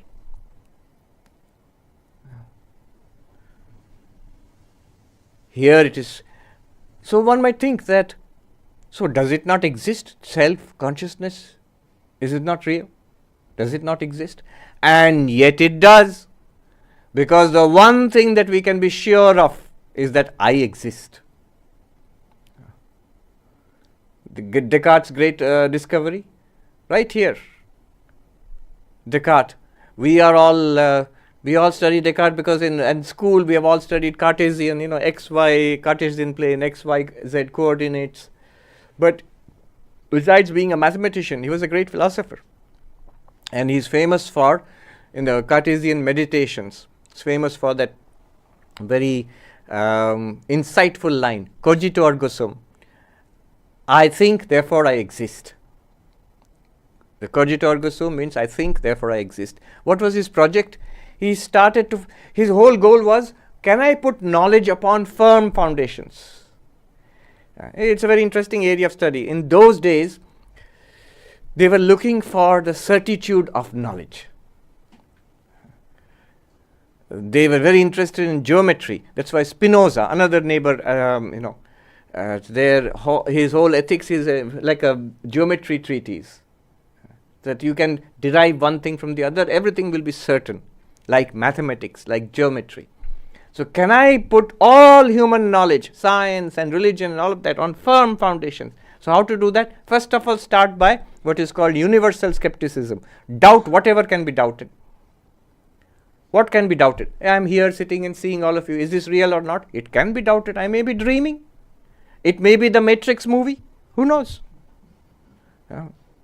So all of it can be doubted. But then he found one thing which cannot be doubted, even if you try. What is that? My own existence. Even to doubt my own existence. Do I exist? I have asked the question, therefore I exist. You cannot doubt your own existence. Try it. You can doubt everything else. Could be a dream, could be a delusion, could be a hallucination. But I am existing. My existence can be a dream. Then I exist. That's why I can say that. So, cogito ergo sum, that was Descartes' great discovery. 600 years before Descartes, 700 years before Descartes, Shankaracharya writes, Yaiva tasya nirakarta tasyaiva atmasa. Whoever denies the existence of the self, it is the self of that very one. When the nihilist comes to debate in Panchadashi, who says there is no such self, then the author of Panchadashi, Vidyaranya Swami, says, in half humorously, he says, then I need not debate you because you don't exist. You say self does not exist, so you don't exist. Why should I debate an opponent who doesn't exist? Anyway, this is sort of half humorously. You cannot ultimately deny the existence of the self. You can doubt the existence of God. You're an atheist, but you never, nobody has seriously doubted their own existence. Whether the self is body, whether the self is mind, whether the self is consciousness, those things can be doubted. Whether the self is a series of flashes of consciousness, the Buddhist mind-only school says that. Whether the self is limitless awareness, Vedanta says that. Those things can be debated. But I am, I exist, nobody can doubt seriously. So it is other than the known, other than the unknown. See what is being said here, other than the known. Who am I? Our first answer is the body. Is the body known? Yeah, it's known. I can see it, I can touch it, I can smell it, I can hear the rumbling in my tummy, I can taste it. All the senses objectify the body. The body is known, known, known. And the Upanishad says it is other than the known. So you, the self, is not the body. Then I am this person, these thoughts, memories, my story, my whole personality. Is it known? Are you aware of it? Of course, it is I. If it is known, then you are not it. Freud will say, no, the real determinant is the subconscious, which is unknown to you. From there, all that you know, your thoughts, feelings, emotions, impulses, they're bubbling up from the great unknown. Is that unknown? Upanishad says, yes, then you are not it. It's there. We are not denying it. There is the vast known and even vaster unknown. But neither of it you are. Freud said famously that humanity has been humiliated 3 times. First humiliation was Copernicus, who said, people thought, we are the center of the universe. Copernican revolution. Earth is not the center of the universe. There is the sun, and then later on we discovered stars and galaxies. Earth is a tiny, insignificant place in this universe. A little speck of dust in the vastness of space and time. First humiliation, you are not the center of the universe, you are insignificant. Second humiliation, that we are the greatest creation of God, human beings, created in the image of God. Darwin came and said, you are in the image of a monkey. You are in the image of a chimpanzee, not in the image of God. You are animals. We are animals evolved from the primordial slime into this position. Second great humiliation, not in the image of God, in the image of chimps. Second great humiliation. Third, we still said, all right, we are animals, but we have the definition. I remember in school reading definition of human being, the rational animal, rational animal. We are rational animal. Everybody, all other animals are irrational. Freud said, I came and showed you, your rationality is like the scum on the surface of a lake. Deep underneath there's a whole ocean of irrationality. Impulses, instincts, anger, lust, greed, regrets, guilt, perversions, steaming in the darkness below. So-called rationality is just the tip of the iceberg. Not at all rational. So 3 great humiliations. Unknown, our real nature lies in the unknown. Upanishad says, no. Is it unknown? Yes. Then it's not your real nature. It's neither the known nor the unknown. But you are there. What is the known? Body is the known. You are not the body. Breath is the known. Prana, you are not the breath. Because it is known. Mind is the known. Thoughts, emotions, desires, personality. You are not it. Beyond mind, beyond intellect, the blankness, the depths of not our conscious life, that blankness, that depth, deep sleep, or the Freudian subconscious, if you will, the great unknown, that also you are not. Yet you are. When you say you are other than the known, other than the unknown, later in Vedanta you will see Pancha Kosha Viveka, the method of the 5 layers of the human personality: physical, physiological, psychological, intellectual, and the depths of the unknown. All of them you are not. The waking, the dreaming, the deep sleep, all of them you are not. They are all known or unknown. Then what are you? You are. There is only one thing which is neither the known nor the unknown. Think about it. It is the self. It is you. It is to you that something is known, and it is to you the rest is unknown. But what is it about myself which is other than the known, other than the unknown? What I think about myself, I will use this knife, known and unknown, to cut away in my understanding, analyze my own existence. Am I a physical being, biological being? Am I a psychological being? What am I? I'll find all of that is known or unknown. Then the only thing you are left with is you are, you exist. It's also a shining existence because you are aware. After all, you are the ear of the ear, the eye of the eye, the mind of the mind, the speech of the speech. You are that light. So this existence awareness I am, but to this you can never put a this. The moment you put a this, it becomes object. Known object, unknown object. So many questions will come up from this if you stay with this, no, other than the known, other than the unknown. I am, I'm sure that I exist. Then you know you exist. How do you know? If it is other than the known, other than the unknown, how is the self known? How is consciousness known? How is anything known? It is by consciousness alone. Consciousness plus object is knowledge, is experience. Consciousness channeled through the mind and an instrument of knowledge. See, I see this book. I know this book means I see this book. So, I am aware, channeled through the mind, channeled through the sense organs called the eyes, and the object is there, the form of the book. I know the book. You say, I hear your speech, Swami. So you are knowing my speech. So you, the awareness, channeled through the mind, through the ears, listening to the speech, I know it. This is called knowledge. But how is consciousness itself known? Consciousness plus instruments of knowledge will give you, an object will give you knowledge about an object. And if you remove the object from the range of the instruments, I put the book behind me, I don't get that knowledge. It's unknown now. It is known, it is unknown. But the consciousness itself to which the book is known and to which the book is unknown, that consciousness, how is it being known? There is this great, these are all books and books have been written on this. Centuries of effort have gone into it. The teaching of self-luminosity, swaprakasha. Consciousness is not known as an object. It is self-luminous, it's self-revealing. Like a light illumines and removes darkness and reveals all things in darkness. But to know that light, you don't have to switch on another light. That's an example. You still have to open your eyes. So, light, just in the way light is self-luminous with regard to other lights, it just reveals itself. You don't need another light to. Similarly, that's the example. Similarly, consciousness is unique. It is self-luminous. That's why it's called the light of lights. And then a lot of debate is there. What is meant by self-luminosity? A huge, huge topic. It is other than the known, other than the unknown. All right.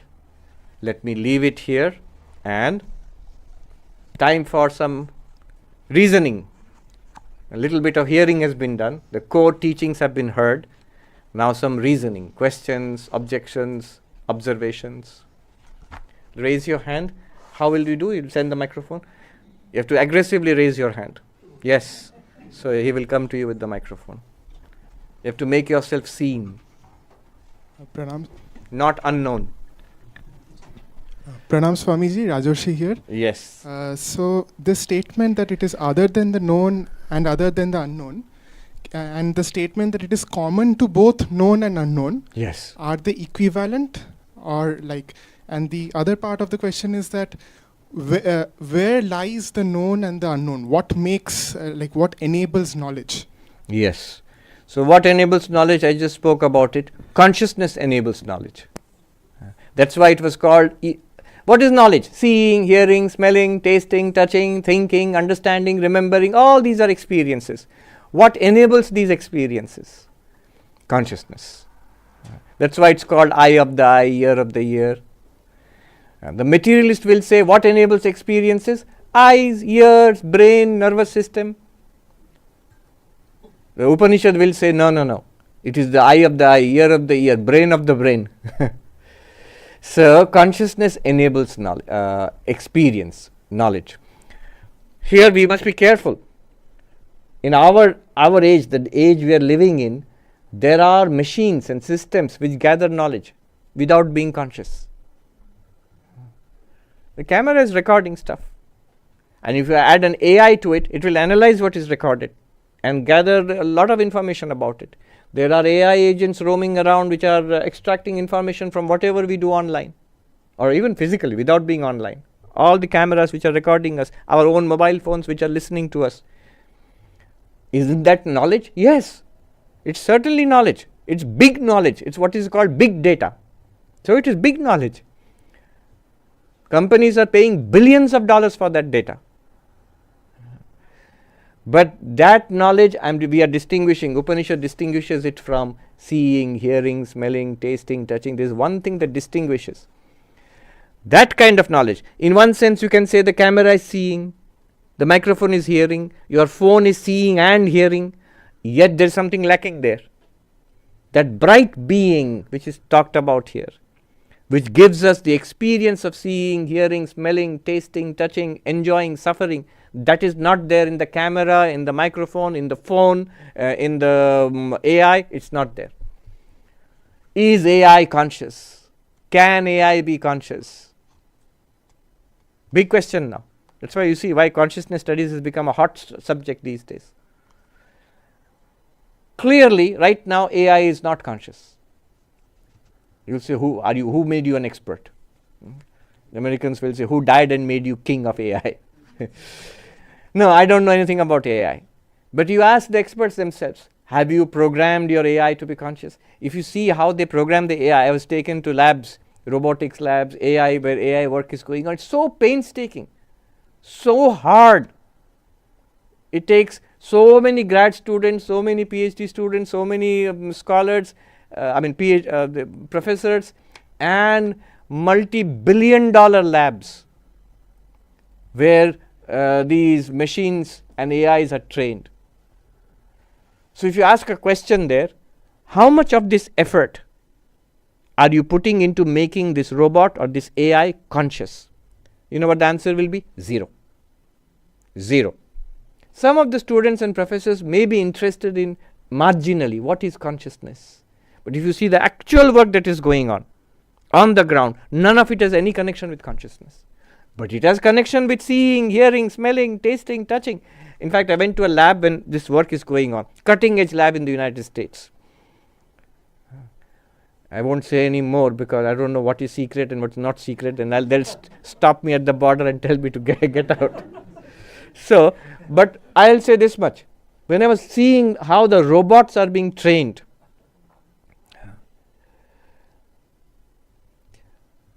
how the robots are being trained, what struck me was when I was seeing how the robots are, they're being trained to recognize an environment, to deal with an environment, and AI, they are all AI boosted. What struck me was, Keneshitam padati preshitam mana, kena prana prathama preti yukta, keneshitam vacham imam vadanti, chakshu shrotram kaudeva yunakti. The question which the student asked 4,000 years ago, that becomes even more sharp now. Here are machines and AI agents which are replicating, duplicating, mimicking human activity, and not child's play. In fact, they're very serious. It's a multi-billion dollar defense. Okay, I let out the secret anyway. and business and academic effort.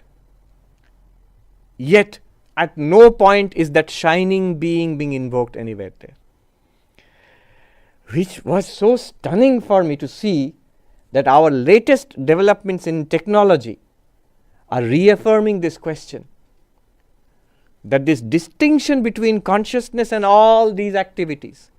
So right now our technology is mimicking algorithms, replicating all this seeing, hearing, smelling, tasting, touching, thinking, speaking, all of these are being replicated very nicely by AI and all these machines, except one thing, consciousness.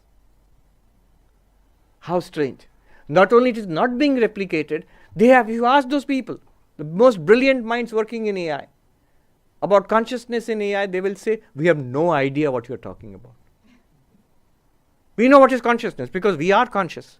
But what exactly is it operationally defined? We have no idea. We have no idea where to begin also. They are demonstrating you can have, for practical purposes, seeing, hearing, smelling, tasting, touching, even cognizing, without consciousness. But then you will not have the experience of those things. After all, if you go to a tap and put your hand under in the airport, water will come out. You go near the door, door will open. So the senses can do that. Is there any consciousness behind it? No. That light is lacking there. What is this? So the teacher's answer, 3 points, it is distinct from the ear, and eyes and mind. That is being validated by our latest technology. Otherwise, I would use the contrary idea that suppose not only AI could do all that, AI also became conscious. Then we could have said, yeah, see, that these are all processes which are replicable. Therefore, the brain is what the brain is doing, we are doing on a hardware, physical hardware, on a silicon substrate. What your brain is doing on a carbon substrate, we are doing it on a silicon substrate. Now it is explained. But the fact that we can replicate everything, something as intimate as seeing, as touching, as talking, interacting with human beings. They showed me a AI dog which played and danced with students. It's open, it's not secret. It's Boston Dynamics sells it for $250,000. It's $250,000 dog. Yeah.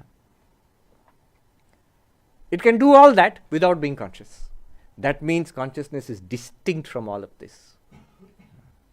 It already validates the first part of that insight. I will leave it at that. It is that to which things are known and that to which things are unknown.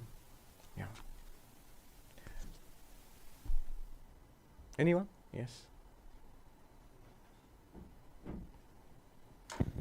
Pranam Maharaj, Tathagata here.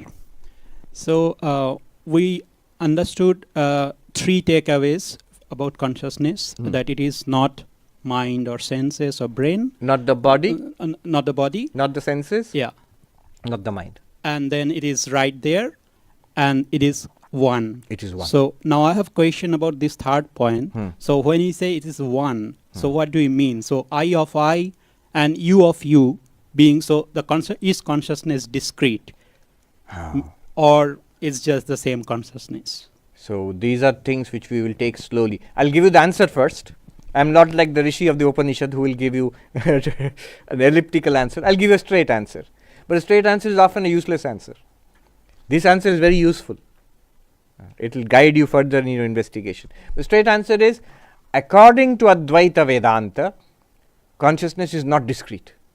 There is only one consciousness. The I of the I is the same I in all eyes. The you of the you and the I of the I is the same I. Very interestingly, when we all say I, interesting, when I say this book, I say this book and you say this book, both of us mean the same book. When I say book, Kena Upanishad book, that's the term we are using, we mean the same thing. But when we say I, we are using one word, same word, but we all each mean something different. Vedanta says, Advaita Vedanta says, actually it is the same thing we are referring to. If you would know the eye of the eye, it is the one eye in all eyes. Krishna saying in the 13th chapter, he is teaching to Arjuna, in every field, O Arjuna, there is a knower of the field. That means each body is a field. Each body, mind, sensory system is a field. And in that there is a knower of the field. There is a conscious being there. And then he goes on, stunning statement. In all fields, there is only one knower of the field. And that is I. Krishna says, I am that. So there is one consciousness shining as if. Then later on he says, undivided in all sentient beings, appearing, behaving as if divided. What is he talking about? Us. But we have to be careful there. This is Advaita Vedanta. Sankhya will say, no, there are different consciousnesses in each body-mind. Consciousness is discrete from body-mind, but then it is discrete from each other also. Consciousness is the same type of thing, but there are many consciousnesses. Schrödinger said the consciousness is singular for which there is no plural. But Sankhya says, Sankhya, Yoga, Nyaya, they will all say consciousness is multiple. Advaita Vedanta says consciousness is one. And it's not just says, these are well argued out positions. One more question. We have somebody, the gentleman there. We'll come back to you later on. Yes. Yes. Thank you for the wonderful talk. As you mentioned, consciousness is channeled by the mind, and then through the senses we perceive the world. Yet consciousness is self-luminous, so would that mean that consciousness is eventually the channel and the reflection, and basically the whole process is just consciousness doing it by itself? Consciousness is self-luminous in the sense it is self-revealing. It reveals the other. You can't have any experience without consciousness. So that's the meaning of luminosity. Luminosity is that which removes darkness, which reveals. And for experiencing consciousness, you don't need another consciousness. Consciousness reveals itself and reveals the universe. So look at what's going on here. It is consciousness functioning through the senses and the mind, which is revealing this universe to me. But in the process, consciousness is manifesting itself as the revealer. Imagine, I like the example of a comet at night. A comet's blazing tail at night. Have you seen pictures? Or I have seen the actual comets also. In the night sky, you can see going through space, racing through space. When it comes into our solar system at a certain position, the tail of the comet is lit up by sunlight. Now it's not that the comet has a light of its own. It's being lit up by the sunlight which already existed in that space through which the comet is traveling. But when the comet was not there, that space looked black. When the comet traveled through it, it lights up the comet. Now what does the light do for the comet, and what does the comet do for the light?